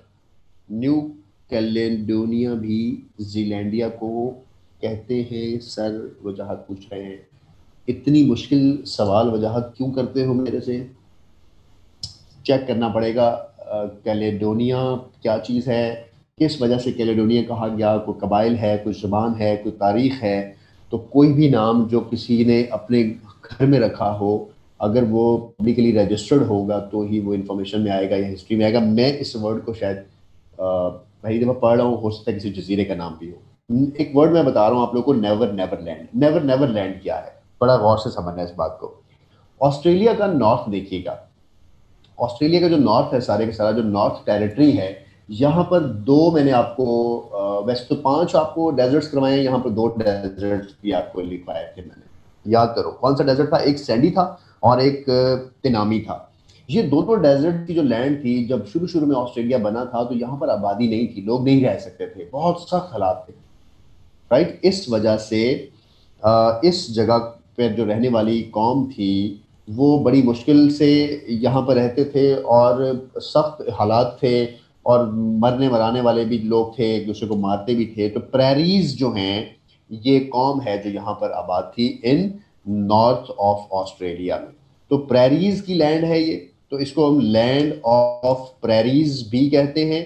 और क्योंकि नॉर्थ में है, बहुत डेजर्ट एरिया है, इस वजह से इसको नेवर नेवर लैंड कहते थे, क्योंकि यहाँ पर जिंदगी नहीं होती थी। तो ये जो तीन कॉन्सेप्ट्स मैंने आपको बताए कि लैंड ऑफ प्रेरीज, जो ये कौम यहाँ पर आबाद थी, ये नॉर्थ ऑस्ट्रेलिया के डेजर्ट्स में थी और वहाँ पर लोग नहीं आते थे, बड़ा सख्त इलाका था, लड़ाइयाँ जंगें होती थी, कुछ रहल भी आते थे तो एक दूसरे को मार देते थे, और डेजर्ट की वजह से ज़िंदगी नहीं थी। इस वजह से ऑस्ट्रेलिया का जो नॉर्थ पार्ट है, इसको नेवर नेवर लैंड भी कहते थे और हैं। मैं रिपीट कर देता हूँ, वजाहत ने कहा सर रिपीट कर दें, तो कहाँ से रिपीट करूँ वजाहत? मैं नेवर नेवर लैंड के कॉन्सेप्ट को एक्सप्लेन कर रहा हूँ कि नेवर नेवर लैंड इसको इसलिए कहते हैं कि ये नॉर्थ ऑफ ऑस्ट्रेलिया का इलाका था, इसको नेवर नेवर लैंड कहते हैं। सम टाइम आप किसी एमसीक्यूज में देखेंगे कि नेवर नेवर लैंड किसको कहते हैं, तो पहला बड़ा जवाब है ऑस्ट्रेलिया को कहते हैं। बहुत स्पेसिफिक अगर डिटेल्स में जाएं तो नॉर्थ ऑस्ट्रेलिया को कहते हैं, और डिटेल में जाएं तो नॉर्थ ऑस्ट्रेलिया के डेजर्ट्स की वजह से तिनामी और सैंडी की वजह से कहते हैं। और डिटेल में जाएं तो यहाँ पर पेरारी नाम से कौमें आबाद थीं, जिनकी वजह से यहाँ पर जो लड़ाइयाँ जंगें कबाइल और इस तरह के मामला होते थे, इस वजह से लोग यहाँ कम जाते थे और कम रहते थे, और ये एक ऐसी जगह थी जहाँ पर जिंदगी नहीं थी। डेजर्ट्स उस जगह कहते हैं ना जहाँ जिंदगी ना हो, तो इस वजह से इसको नेवर नेवर लैंड भी कहा जाता है।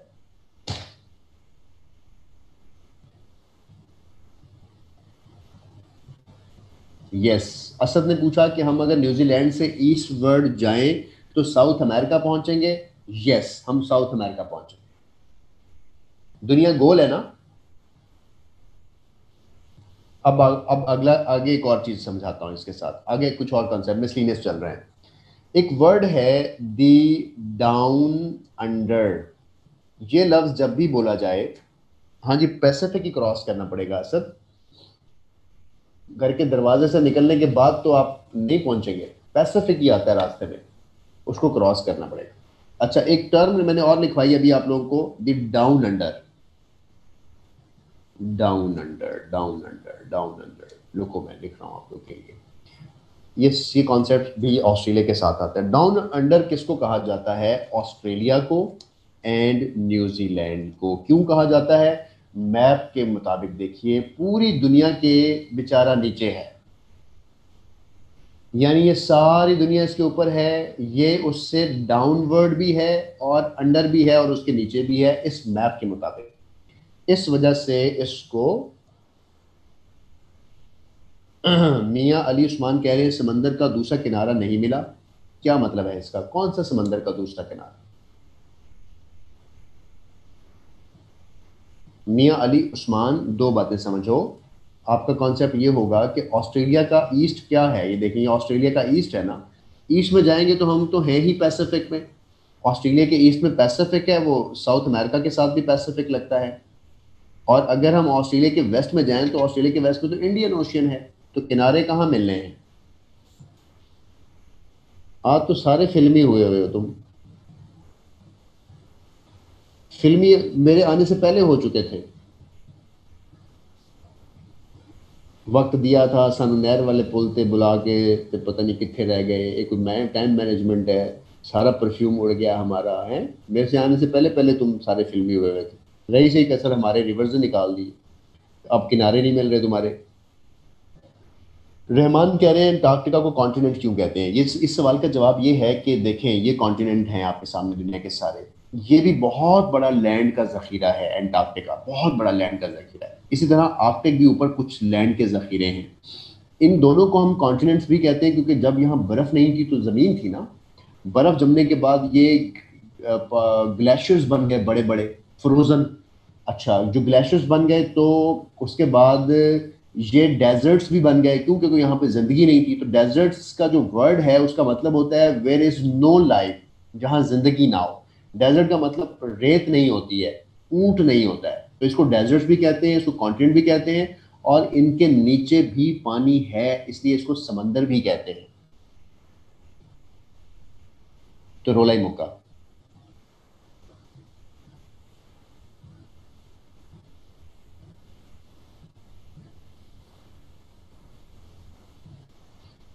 तो किसी बच्चे ने वो किनारे की कोई बात की थी, उसको वो बात क्लियर हुई है? मैं तो खैर उसको जोक में था कि आप मुझे आंसर दे दें, तो मैं जब तक उस पर हमने क्लास में बात करी, लेकिन क्वेश्चन क्लियर हुआ है।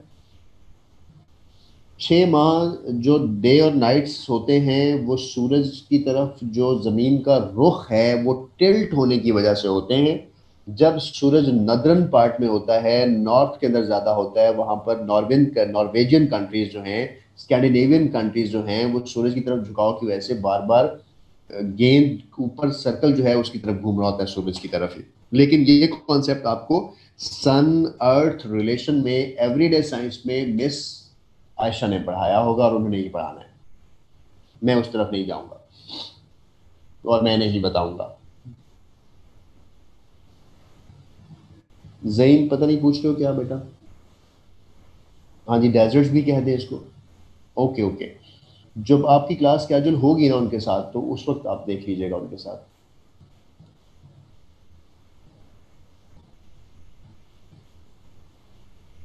ऑस्ट्रेलिया की माउंटेन्स नहीं पढ़ाई सनाउल्ला को?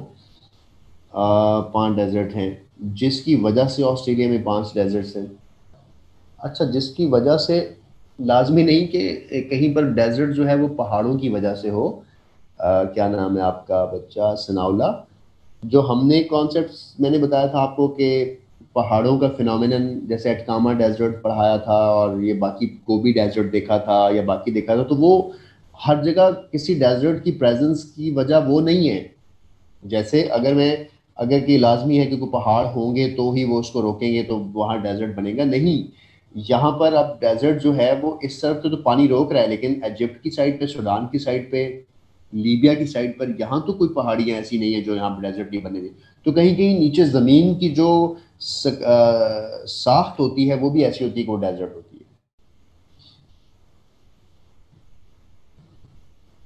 पिंक येलो ग्रीन का मतलब इसमें कुछ नहीं है मैप में। इस मैप से मुतालिक तो सवाल नहीं आने। हम थोड़ा सा वापस आते हैं अपनी क्लास की तरफ, जो क्लास हमने लेनी है। यूं तो बैठे बैठे तुम जैसे बच्चे अब्बू से पूछते हैं ना, अब्बू जान ये जहाज इधर क्यों जा रहा है, इधर क्यों नहीं जा रहा, तो फिर हम ज़ाहिर है बच्चों को ऐसी चीज़ें बता रहे होते हैं, ये पंखा घूम रहा है, ये इधर क्यों नहीं घूम रहा। सो ऐसे मज़े नहीं लेने, वापस आओ जल्दी से। एक और चीज़ करते हैं।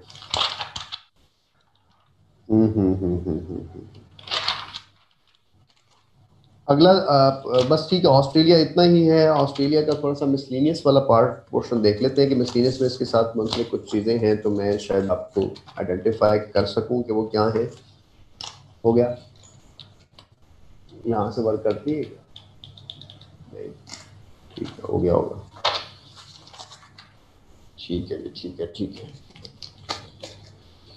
टेक्टोनिक थ्योरी एक्सप्लेन करती डेजर्ट्स को, यू कैन से अच्छा, आप जल्दी से ना, मैं छोटा सा मिसलेनियस लेंगे हम, और मिसलेनियस के बाद मैं फिर ओशियंस नहीं करवाऊंगा, मैं आपको सिविलाइजेशंस करवाता हूँ फिर अभी, या ओशियंस ही भी करवाता हूँ। दोनों में से एक भी हो सकती है, दोनों भी हो सकती हैं, दोनों ही करवा लेते हैं, जान छुड़ाते हैं, जल्दी जल्दी टाइम खत्म करते हैं चीज़ों को। मुझे ना सिर्फ एक दफ़ा देखने दें कि आप लोग को मैंने दो चार चीज़ें और लिखवानी है, वो बस इसके साथ ना मैच कर रही हूँ।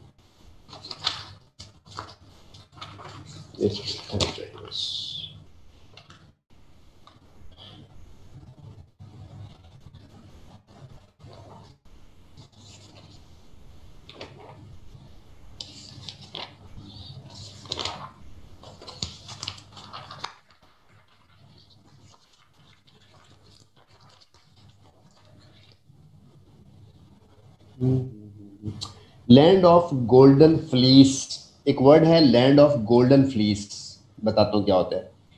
लैंड ऑफ, जो बच्चे हैं ना तहसीलदार के, वो मेरे साथ रुक जाएंगे, मैं उनको अफ्रीका का मिसलिनियस करवा कर ही भेज दूंगा, सब इंस्पेक्टर को छुट्टी दे देंगे। लेकिन अभी जो टॉपिक चल रहा है वो दोनों का कंबाइन चल रहा है। लैंड ऑफ गोल्डन, तो परेशान ना हो, लैंड ऑफ गोल्डन फ्लीस। फिर भी अगर दुनिया में सारा कुछ हम आपको पढ़ा दें और फिर भी आपको लगे फलां चीज़ रहती है, तो मैं आपको ये गारंटी कर रहा हूँ कि वहाँ वो आपको दोबारा भी करवा देंगे, वो चीज़ क्लास दोबारा भी हो जाएगी। बिल्कुल परेशानी होना, चीज़ें साथ साथ नोट करते रहना है। मैं लास्ट क्लास मेरी ही आपके साथ होगी, ऑन पेपर में आपसे चीज़ें टैली करूंगा कि कौन सी चीज़ कैसी करनी है, कौन सी रह गई।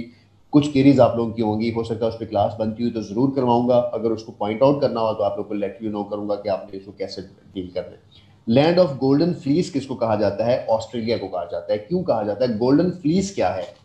जैसे हमने पढ़ा था कि डेनमार्क जो है वो डेयरी बहुत है वहाँ पर, डेनमार्क के अंदर फ्रीजियम नस्ल की गाय और दूध बहुत है, राइट? उसके साथ हमने डेयरी का वर्ड पढ़ा था। इसी तरह जो फ्लीस है, बहुत ज़्यादा जो हर्डिंग है या जो एनिमल्स को पालना है या फार्मिंग है, या भेड़ बकरियों को जब पालना है, जो भेड़ें पालते हैं उनकी जो ऊन होती है, और फ्लीस जो है वो इतनी अच्छी ऊन होती है जिसको एक्सपोर्ट करके बहुत सा रेवेन्यू मुल्क कमाते हैं। तो यहाँ पर जो ऊन नुमा पौधों से जो हासिल की जाती है मुलायम जो फाइबर होता है, और जो ऊन से हासिल करने वाला मुलायम फाइबर होता है, उसको फ्लीस कहते हैं। तो ऑस्ट्रेलिया को लैंड ऑफ गोल्डन फ्लीस कहा जाता है। हाँ, ऑस्ट्रेलिया नस्ल की गाय भी होती है, या वहाँ पर भी डेयरी और फार्मिंग बहुत ज़्यादा है। तो ऑस्ट्रेलिया के इलाके इस हवाले से भी मशहूर हैं, राइट? तो एक तो लैंड ऑफ गोल्डन फ्लीस का वर्ड आपने इसके साथ ऐड किया। उसके बाद हमने और कुछ ऐड नहीं करना, और मैं एक्सप्लेन कर चुका क्यों होता है ये। छोटा सा तो कॉन्टिनेंट है, उनसे रह क्या गया बेचारे नीचे।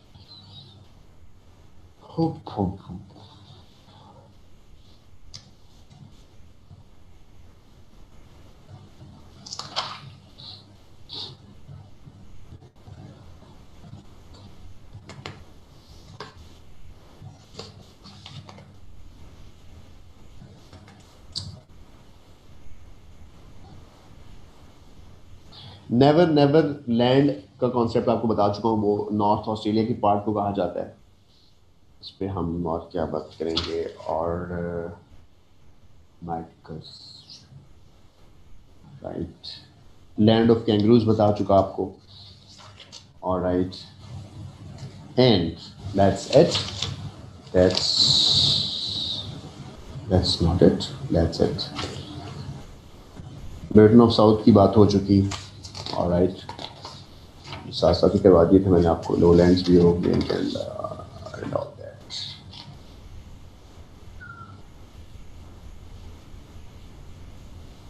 चलें जी, ऑलराइट, ऑस्ट्रेलिया हमारा ख़त्म हुआ।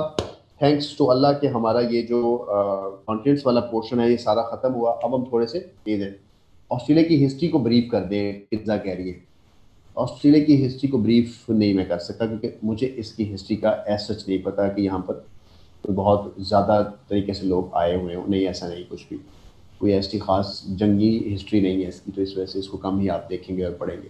अब एक वर्ड करते हैं, ओशियंस करते हैं या सिविलाइजेशंस करते हैं? पहले सिविलाइजेशंस करते हैं फिर ओशियंस करते हैं, नहीं पहले ओशियंस करते हैं फिर सिविलाइजेशन करते हैं। सिविलाइजेशंस नहीं, थोड़ा सा ओशियंस पे आते हैं, व्हाइट बोर्ड का इस्तेमाल करते हैं, वहाँ पे कुछ चीज़ें समझाता हूँ और फिर उस पर बात करता हूँ। ऑलराइट ऑलराइट ऑलराइट ऑलराइट, सबर सबर सबर। वाइट बोर्ड पे आते हैं, वाइट बोर्ड पे आते हैं और वहाँ पर कुछ चीज़ें समझने की कोशिश करते हैं। अच्छा जी, ओशियंस जो हैं इसका कॉन्सेप्ट समझ लें थोड़ा सा।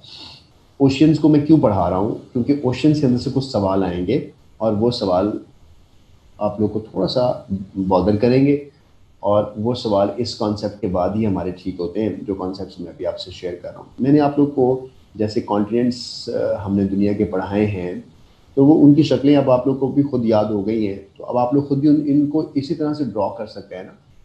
अच्छा, जब हम किसी कॉन्टिनेंट को ड्रॉ कर लेते हैं तो आप लोगों को एक मेजर कॉन्सेप्ट तो मैंने बता चुका हूँ कि हमारा जो कॉन्टिनेंट्स हैं ज़मीन के ऊपर, वो इस तरह से हमने ड्रॉ की। ये पूरी दुनिया हमारे सामने इस तरह ड्रॉ हो गई। इनके अंदर आप लोग को एक बात पता है कि इनके अंदर जब वो जगह जहाँ पर पानी आ गया हुआ है, उस जगह को हम समंदर बोल रहे होते हैं। ठहरिए, ये एरिया हमारा समंदर है ना। तो अब हम पहले किसी एक समंदर को डिस्कस करेंगे और फिर उसके बाद में आपको इस सारा इसी में, ये बाद में इसी तस्वीर की आप स्क्रीनशॉट ले लेंगे, तो जो ओशियंस के हवाले से आपका कॉन्सेप्ट है ना, इंशाल्लाह वो आपका ब्रीफली एक्सप्लेन हो जाएगा। आप इस क्वेश्चंस में परेशान नहीं होंगे। अच्छा, ये हो गया। अच्छा, एक ओशियन हमारा इस तरफ है, तो अभी हमने कौन सा एक ओशियन बनाया, दरमियान वाला जो हमने, उसको हमने अटलांटिक बोला हुआ है और आप लोग को उसका पता है। और एक हमारा ये ओशियन है। अब यही ओशियन जो हम अभी बना रहे थे उधर, उसके साथ ये वाला ओशियन भी है हमारे पास, और ये ओशियन को हम क्या कहते हैं, इसको हम बेटा पैसिफिक ओशियन कहते हैं। थोड़ा सा टाइम लगा है लेकिन जस्ट आ गया, ये सही बना है। अच्छा, ये भी हो गया, ठीक। थोड़ा टाइम लग रहा है लेकिन बन ठीक रहा है। ओशियानिया क्या है, असद ज़िया सब इंस्पेक्टर साहब पूछ रहे हैं। अगर हमने इनको ना बताया तो ये हमें, हम पर FIR दे देंगे। भाई कहाँ थे असद तुम जब हम पाकिस्तान बना रहे थे? ये ओशियानिया तो मैं करवा दी हटाऊं जब तुम अपनी हमसाए के साथ लगे हुए थे। पूरी क्लास में ऑस्ट्रेलिया का टॉपिक ही हमने बेटा यहाँ से शुरू किया है, फिर मैंने उसको 4 दफ़ा ड्रॉ भी किया है। तुमने क्लास यकीनन लेट ज्वाइन की है और बार बार एक ही वर्ड टाइप किए जा रहे हो। अब देखो, पहले मेरा ये कॉन्सेप्ट समझो, बाद में कहीं और जाना। एक लफ्ज़ लिख रहा हूँ, एक लफ्ज़ होता है, उसको कहते हैं ओशियन। Ocean current. तो कभी आप लोगों को करंट लगा है घर में? मेरा ख्याल है पाकिस्तान में और दुनिया में हर शख्स को एक एक दफ़ा करंट जरूर लगा हुआ है। Ocean current.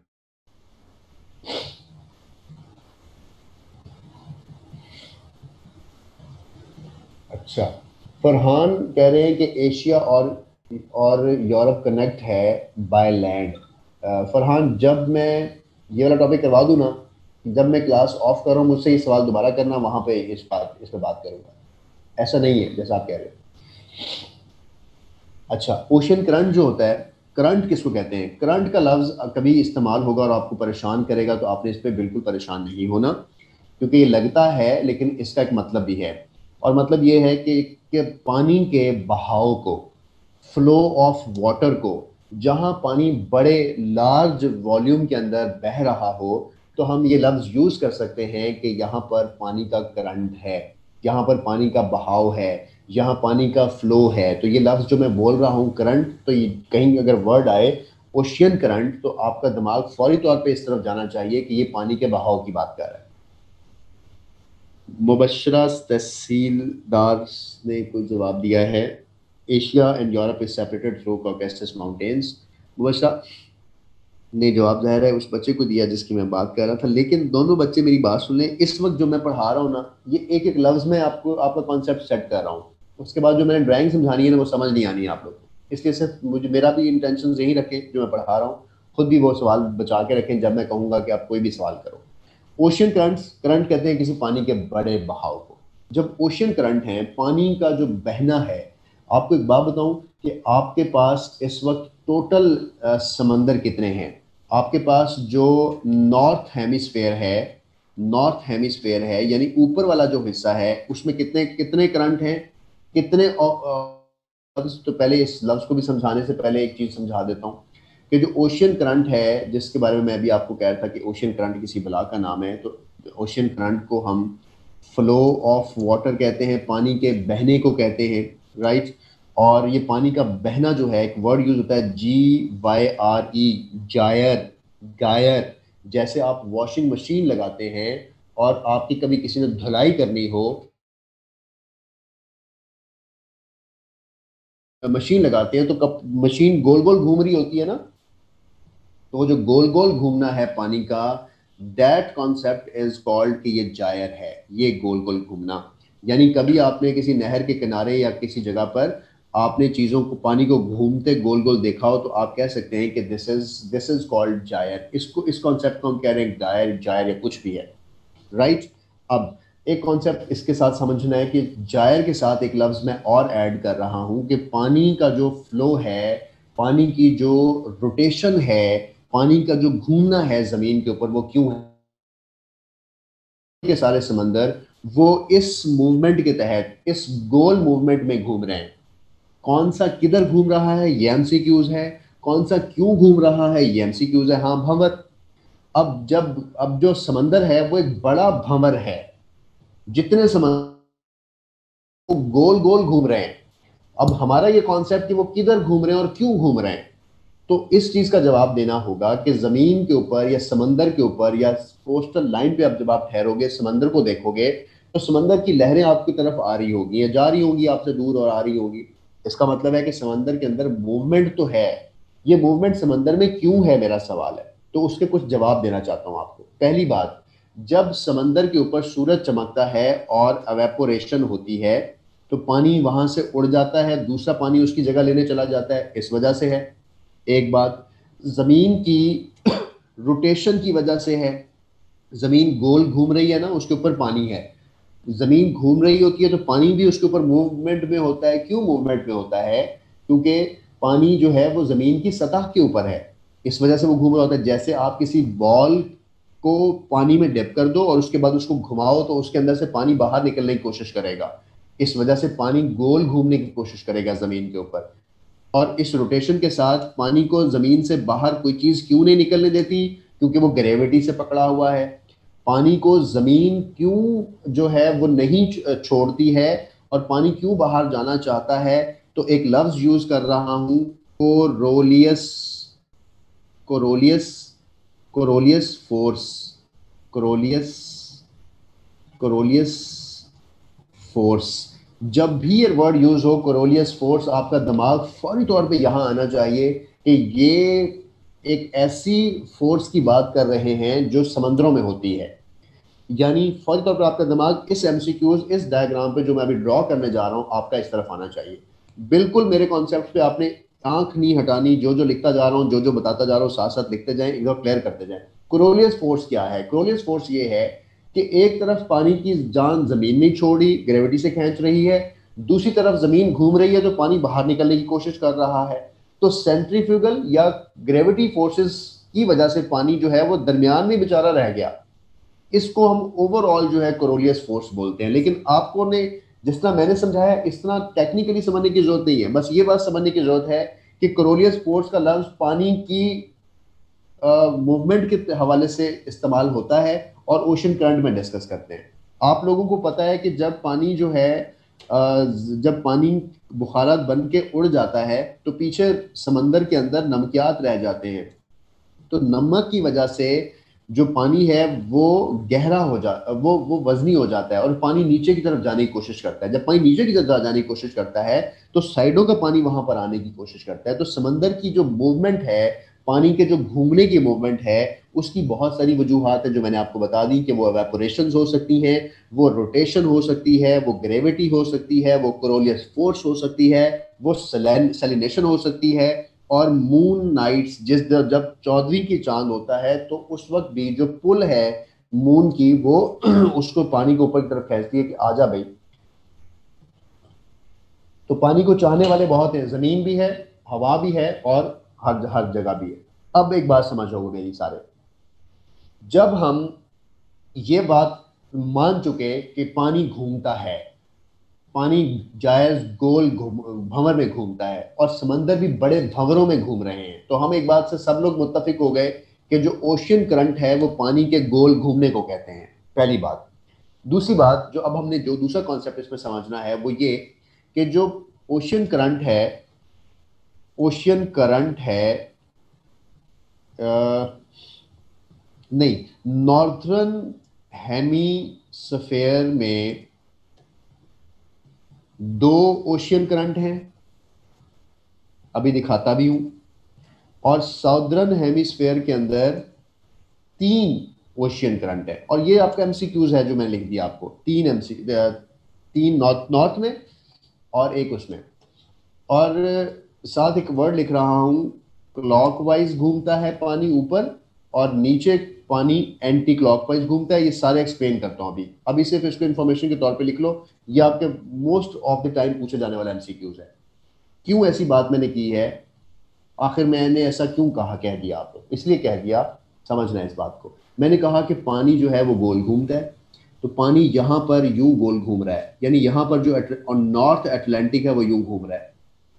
इसी तरह जो आपका नॉर्थ पैसिफिक है वो भी ज़ाहिर यूं इस तरफ घूम रहा है, क्योंकि ये क्लॉकवाइज मूवमेंट है ना। क्लॉकवाइज मूवमेंट उसको कहते हैं कि जिस तरफ हमारी घड़ी की सुइयां घूमती हैं, तो ये क्लॉकवाइज हो गया। और जो हमारा दूसरा समंदर है, यानी ये समंदर का पानी जब क्लॉकवाइज आ रहा है, तो ये पानी यहाँ से निकला ना, और ये यूं जा रहा है पानी, ये यूं जा रहा है पानी, तो ये मूवमेंट कौन सी हो गई, क्लॉकवाइज हो गई। और ये पानी ऐसे भंवर में घूम रहा है, यानी नॉर्थ अटलांटिक और नॉर्थ पैसिफिक जो हैं वो क्लॉकवाइज घूम रहे हैं। तो ये मैंने क्लॉकवाइज का वर्ड लिखा आपके साथ, ये मैंने। और जो हमारे ये वाले करंट हैं ये एंटी क्लॉकवाइज घूम रहे हैं, इस तरह से घूम रहे हैं। इस बात पे तो किसी को एतराज नहीं, लेकिन ये ऐसा क्यों घूम रहे हैं अभी आपको ये साबित भी कर देता हूं मैं। अब एक बात तो हम इस कॉन्सेप्ट को दिमाग में रखते हुए अब हम एक बात और समझेंगे। होए होए, एक बड़ा हादसा हो गया। अब पता नहीं ये वापस कैसे आएगा, जेड से तो कंट्रोल जेड से वापस आता है। कोई बच्चा है आईटी का, ये वापस आएगा आएगा किससे? हाँ बताओ, कंट्रोल वाई से आ जाएगा। अच्छा, oh yes, I like it, thank you thank you. Control Z से तो फिर चले जाना था, मलिक फरोज बोंगे वापस लाना था जो लिखा हुआ था। अच्छा अब देखो, अब इस कॉन्सेप्ट को ज्यादा और मजेदार करते हैं। ये जो हमारा एक समंदर समझाता हूं, और वो समंदर है ये, जब आपकी जमीन घूम रही होती है तो यहाँ पर जमीन के पास जो पानी है वो इस तरह से जा रहा होता है, ये ऐसे जा रहा होता है। ये जो ब्लैक एरो है इसका मतलब ये है कि ये इक्वेटर के ऊपर है, और ये इक्वेटर वाला जो आपका पानी है इसके ऊपर सूरज की रोशनी की वजह से ये लाल एरो जो है ये गर्म हो गया। गर्म होने की वजह से ये यहाँ पे ज़मीन से टकराया, ज़मीन के अंदर भी गर्मी होती है और उसकी वजह से ये और गर्म हो गया, गर्म हो गया बहुत सारा। इस गर्म पानी के ऊपर से यहाँ से ठंडा पानी आ गया।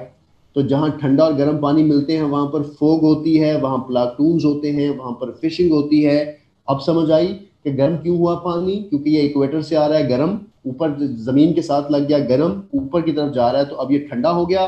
ठंडा होने के बाद ये पानी, यहाँ से ठंडा पानी, यहाँ से ठंडा पानी और यहाँ से ठंडा पानी, तो अब यूके के पास से जब ये गुजर रहा है तो ये ठंडा कर दिया इसने यूके की कोस्ट को, देखें, और नीचे आके ये फिर गर्म होने की तरफ जा रहा है, तो ये नीचे होकर दोबारा इक्वेटर का हिस्सा बन जाएगा और इस मूवमेंट में ये पानी घूमता रहेगा। अब ये जो मूवमेंट यहाँ पर मैंने आप लोगों के सामने ड्रॉ की है, this movement is basically a clockwise movement. ये क्लॉकवाइज मूवमेंट है आपकी, ये क्लॉकवाइज मूवमेंट हुई, राइट। तो अब जब जैसे यहाँ हुआ तो यहाँ पर बिल्कुल इसके उलट होगा। कैसे इसके उलट होगा? यहाँ पर ये पानी नीचे की तरफ, साउथ की तरफ ये पानी यहाँ टकराएगा, उसके बाद ये पानी यहाँ टकराएगा। जैसे जैसे ये आगे बढ़ेगा, नॉर्थ की तरफ बढ़ेगा, तो आगे ऊपर तो ठंड है, हायर लैटिट्यूड में ठंड है, तो ये यहाँ पर आगे ठंडा हो जाएगा, फिर यहाँ पर ठंडा हो जाएगा, यहाँ पर ठंडा हो जाएगा। तो अब अफ्रीका के अंदर यहाँ पर नामिब डेजर्ट पढ़ा था आप लोगों ने, इस जगह पे नामिब डेजर्ट पढ़ा था। तो नामिब डेजर्ट जो है वो कोल्ड डेजर्ट है। क्यों? क्योंकि उसके अंदर आके फिर ठंडा पानी लग रहा है उसके, और ठंडे की वजह से उसको मजीद कोल्ड कर देता है। और अफ्रीका की ये कोस्ट कोल्ड होती है क्योंकि वहां पर ठंडा पानी। तो इसका मतलब है पानी की मूवमेंट जो इसकी तरफ आ रही है वो भी, ये बात बताती है कि ये पानी ये जिस इलाके की तरफ जा रहा है ठंडा या गर्म पानी, वो उस इलाके के ऊपर भी असरअंदाज होगा। अब ये जो मैंने तस्वीर यहाँ बनाई है, इसका स्क्रीनशॉट हम आखिर में लेंगे, लेकिन अभी हमने एक बात समझ ली है सिर्फ यहाँ पर कि यहाँ पर हमने जो ये एंटी क्लॉकवाइज मूवमेंट बनी हमारी।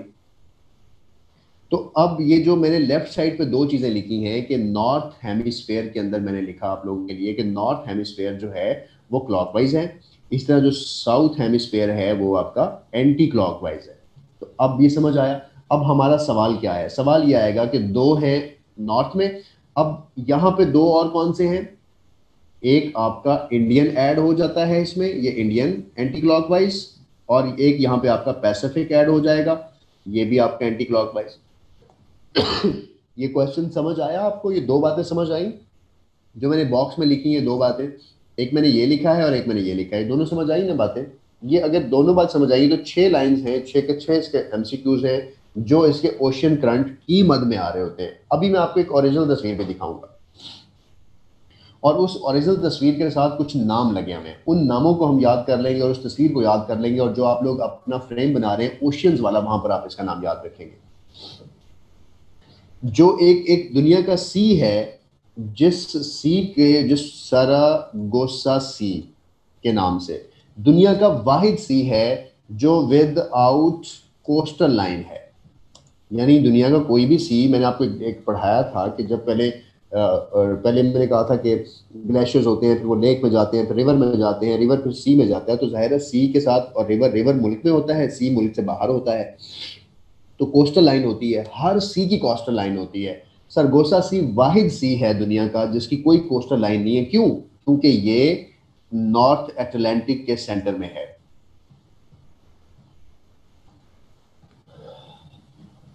इस जगह पे जहां ये मैंने गोल दायरा बनाया मैंने, यहीं पर ही है, इसको सरगोसा सी कहते हैं। अब मैं आपको, अगर ये बड़ी बात समझ आ गई तो यहां पे मैं आपको दो बातें समझाना चाहता हूं। एक बात ये, एक करंट होगा, उसके लिए हम वर्ड यूज करेंगे वार्म या हॉट करंट, हॉट करंट।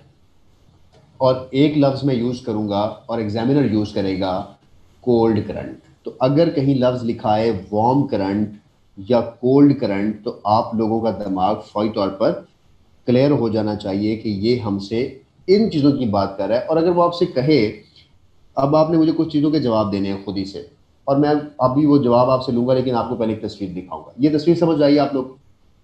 इस तस्वीर का एक स्क्रीनशॉट ले लें एहतियातन, क्योंकि ये आपका बेसिक कॉन्सेप्ट है, लेकिन इसके बाद मैं आपको ओरिजिनल तस्वीर दिखाता हूँ जो इन करंट्स को आपको ज़्यादा मज़े से एक्सप्लेन कर देगी।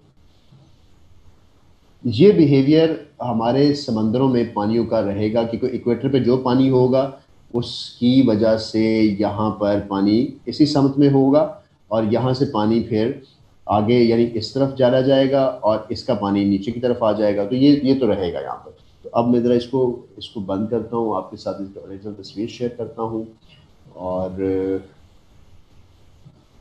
Give me one moment please. ये जो तस्वीर अब दिखा रहा हूँ आप लोग को, ये इसकी ओरिजिनल तस्वीर है। ओरिजिनल तस्वीर से मुराद कि ये बेस्ट तस्वीर है अभी तक की जो मुझे लगी, जहाँ पे आपका ये जो कॉन्सेप्ट ऑफ है ना ओशियंस, वो अच्छा क्लियर हो जाएगा।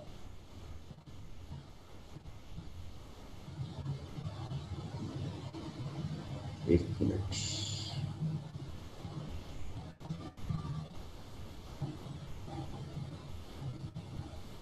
ठीक है जी।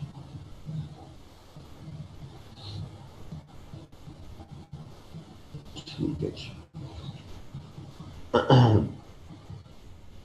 अच्छा जी, ये पिक्चर देखें और इसकी तस्वीर लें।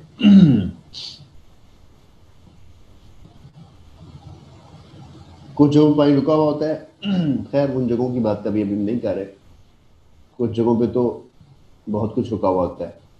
अब देखें, ये है वो असल तस्वीर जिस तस्वीर में हम ओशियंस करंट को पढ़ते हैं और इनके नामों को पढ़ते हैं। तो आपने इनके नामों से बिल्कुल परेशान नहीं होना है, हम पहले ही इसके सारे कॉन्सेप्ट्स पढ़ के आ चुके हैं। मेरा कर्सर आपने फॉलो करना है, ये कर्सर है, इस कर्सर पे देखें, इस करंट को जो इक्वेटर से गुजर रहा होता है उसको हम इक्वेटोरियल करंट कहते हैं।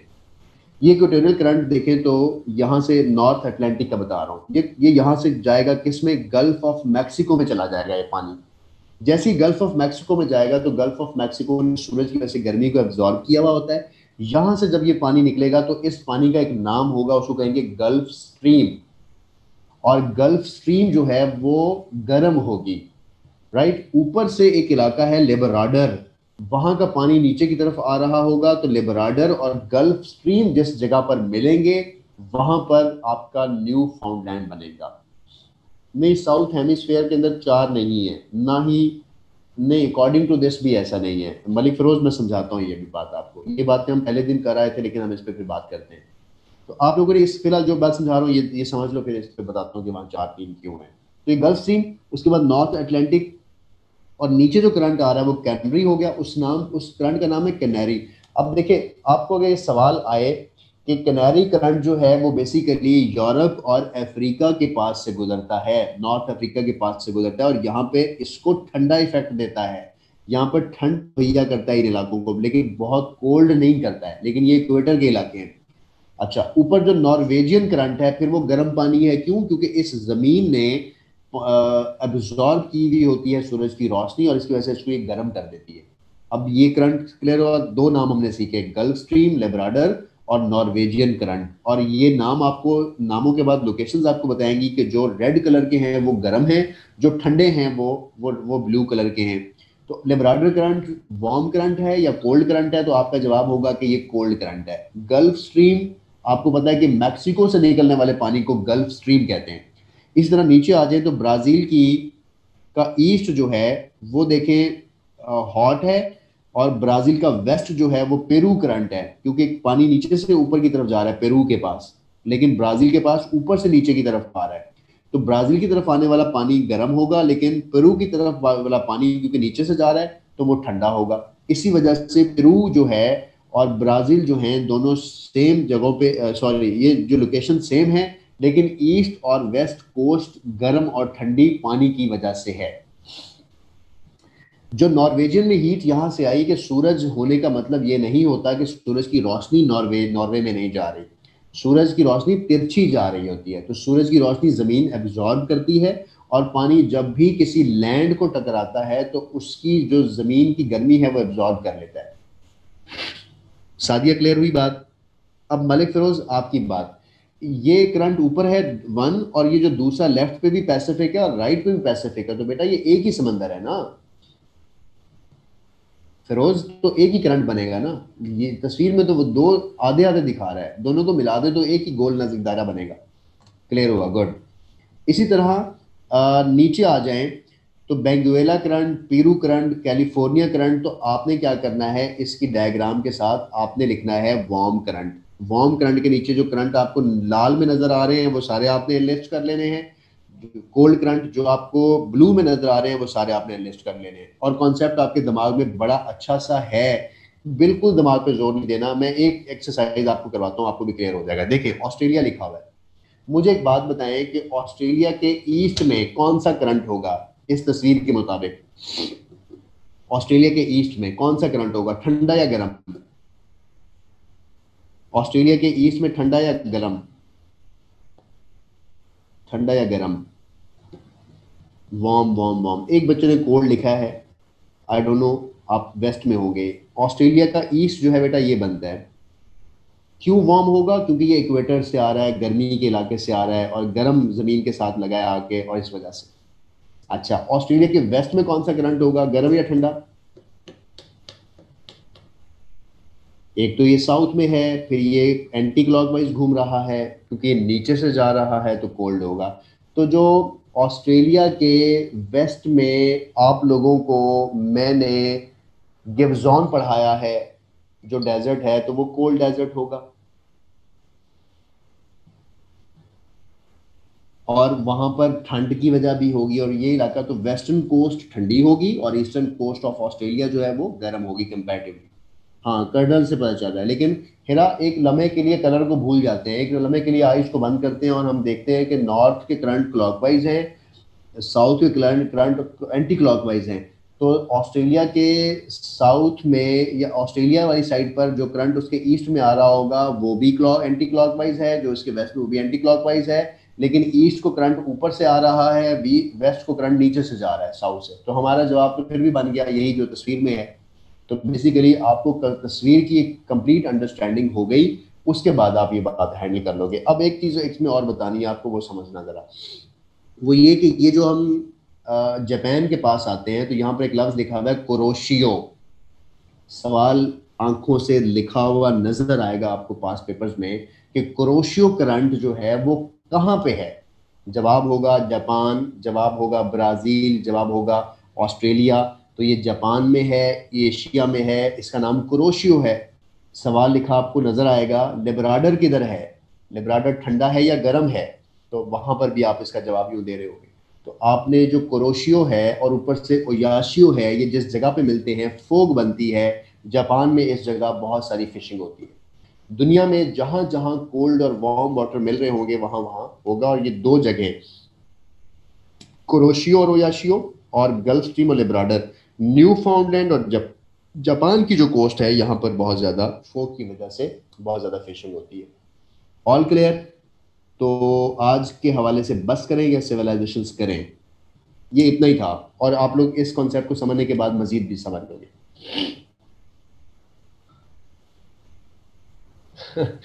इस बार कह रही है ग्राफ में तो बहुत ज्यादा नजर आ रहे हैं, हमने तो 5 पढ़े हैं। समझो समझो समझो समझो समझो समझो।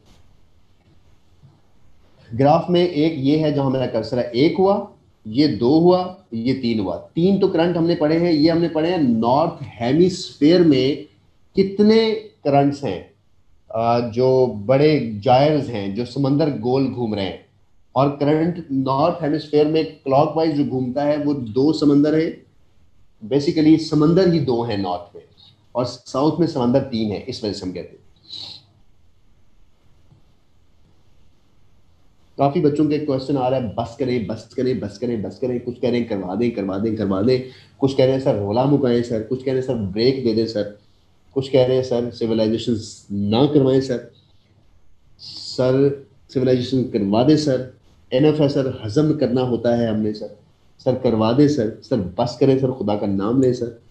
और राइट, करवा दूंगा, कोई बात नहीं। अगली क्लासेस अभी मेरे साथ आपकी हैं, सिविलाइजेशन 10 मिनट में होगा, 10 मिनट्स में करवा दूंगा। 7 सिविलाइजेशन हैं, उनके नेम्स लिखवाऊंगा और साथ साथ कर लूँगा, कोई इशू नहीं है। क्योंकि कुछ चीज़ें डिटेल्स देनी है मैंने उनके साथ, इसलिए आप लोग तो सिर्फ सुन रहे हो, मैं बोल रहा हूँ काफ़ी देर से। हाथ देखें मेरे, ये हाथ आपके जो देखने हैं ये क्या हैं? Sandy Tanami US hot deserts. Okay, आप नोट भी कर, माफ़ी दे दिए सर, माफ़ी दे दिए, बस कर दिया, माफ़ी दे दिए जी, बस कर दिया जी। अपना ख्याल रखें और नेक्स्ट क्लास में इंशाल्लाह मुलाकात होगी, डोंट वरी। और चीज़ें जितनी हैं इंशाल्लाह कवर होंगी। वक्त के साथ साथ हम डेली बेसिस पे कुछ ना कुछ लर्न कर रहे होते हैं, कुछ ना कुछ आ रहा होता है। थोड़ी बहुत क्लास के लेट शुरू होने या कुछ चीज़ से परेशान ना हुआ करें। ये क्लास का एनवायरनमेंट कंसीडर होता है, ये क्लास का माहौल कंसीडर होता है। आप घर में बैठ कर बिल्कुल बैंक मैनेजर ना बन जाए करें कि चीज़ सुई पे सुई लग गई और हमें भी जो है वो चार्जिंग लग जाए। थोड़ा सा मार्जिन दिया करें। चीज़ें जो हमने आज आपको डिलीवर करना होता है वो होता ही है डिलीवर, राइट। मैंने एक गोल बनाया था कि 3 चीज़ डिलीवर करूंगा, लेकिन ये एक लेक्चर में हम इसलिए भी डिलीवर नहीं करते हैं सारा कुछ, कि चीज़ें आप लोगों ने अब्जॉर्व करनी होती है और लिखनी होती है। तो जितने लेक्चर्स आप लोगों से कमेंट हुए हैं वो उसी में काम होगा। अगर जिंदगी में ज़्यादा से ज़्यादा भी आपका बैच डिले हो गया तो 2 दिन हो जाएगा, यानी 2 दिन एक्स्ट्रा लेक्चर, 2 और एक्स्ट्रा लेक्चर लेने पड़ेंगे, तो क्या हो गया इस बात से? तो चीज़ों को बड़े इम्पैक्ट में देखा करें। लैंड ऑफ कैंगरू न्यूजीलैंड है। कीवी जो है वो उनको कहते हैं, न्यूजीलैंड को कहते हैं। अच्छा जी, मिसलीनियस ऑफ अफ्रीका करना चाहते हैं बच्चे। मिसलीनियस ऑफ अफ्रीका के लिए तहसीलदार के बच्चे अगर सारे बैठ जाए, सब इंस्पेक्टर के बच्चे जा सकते हैं। तो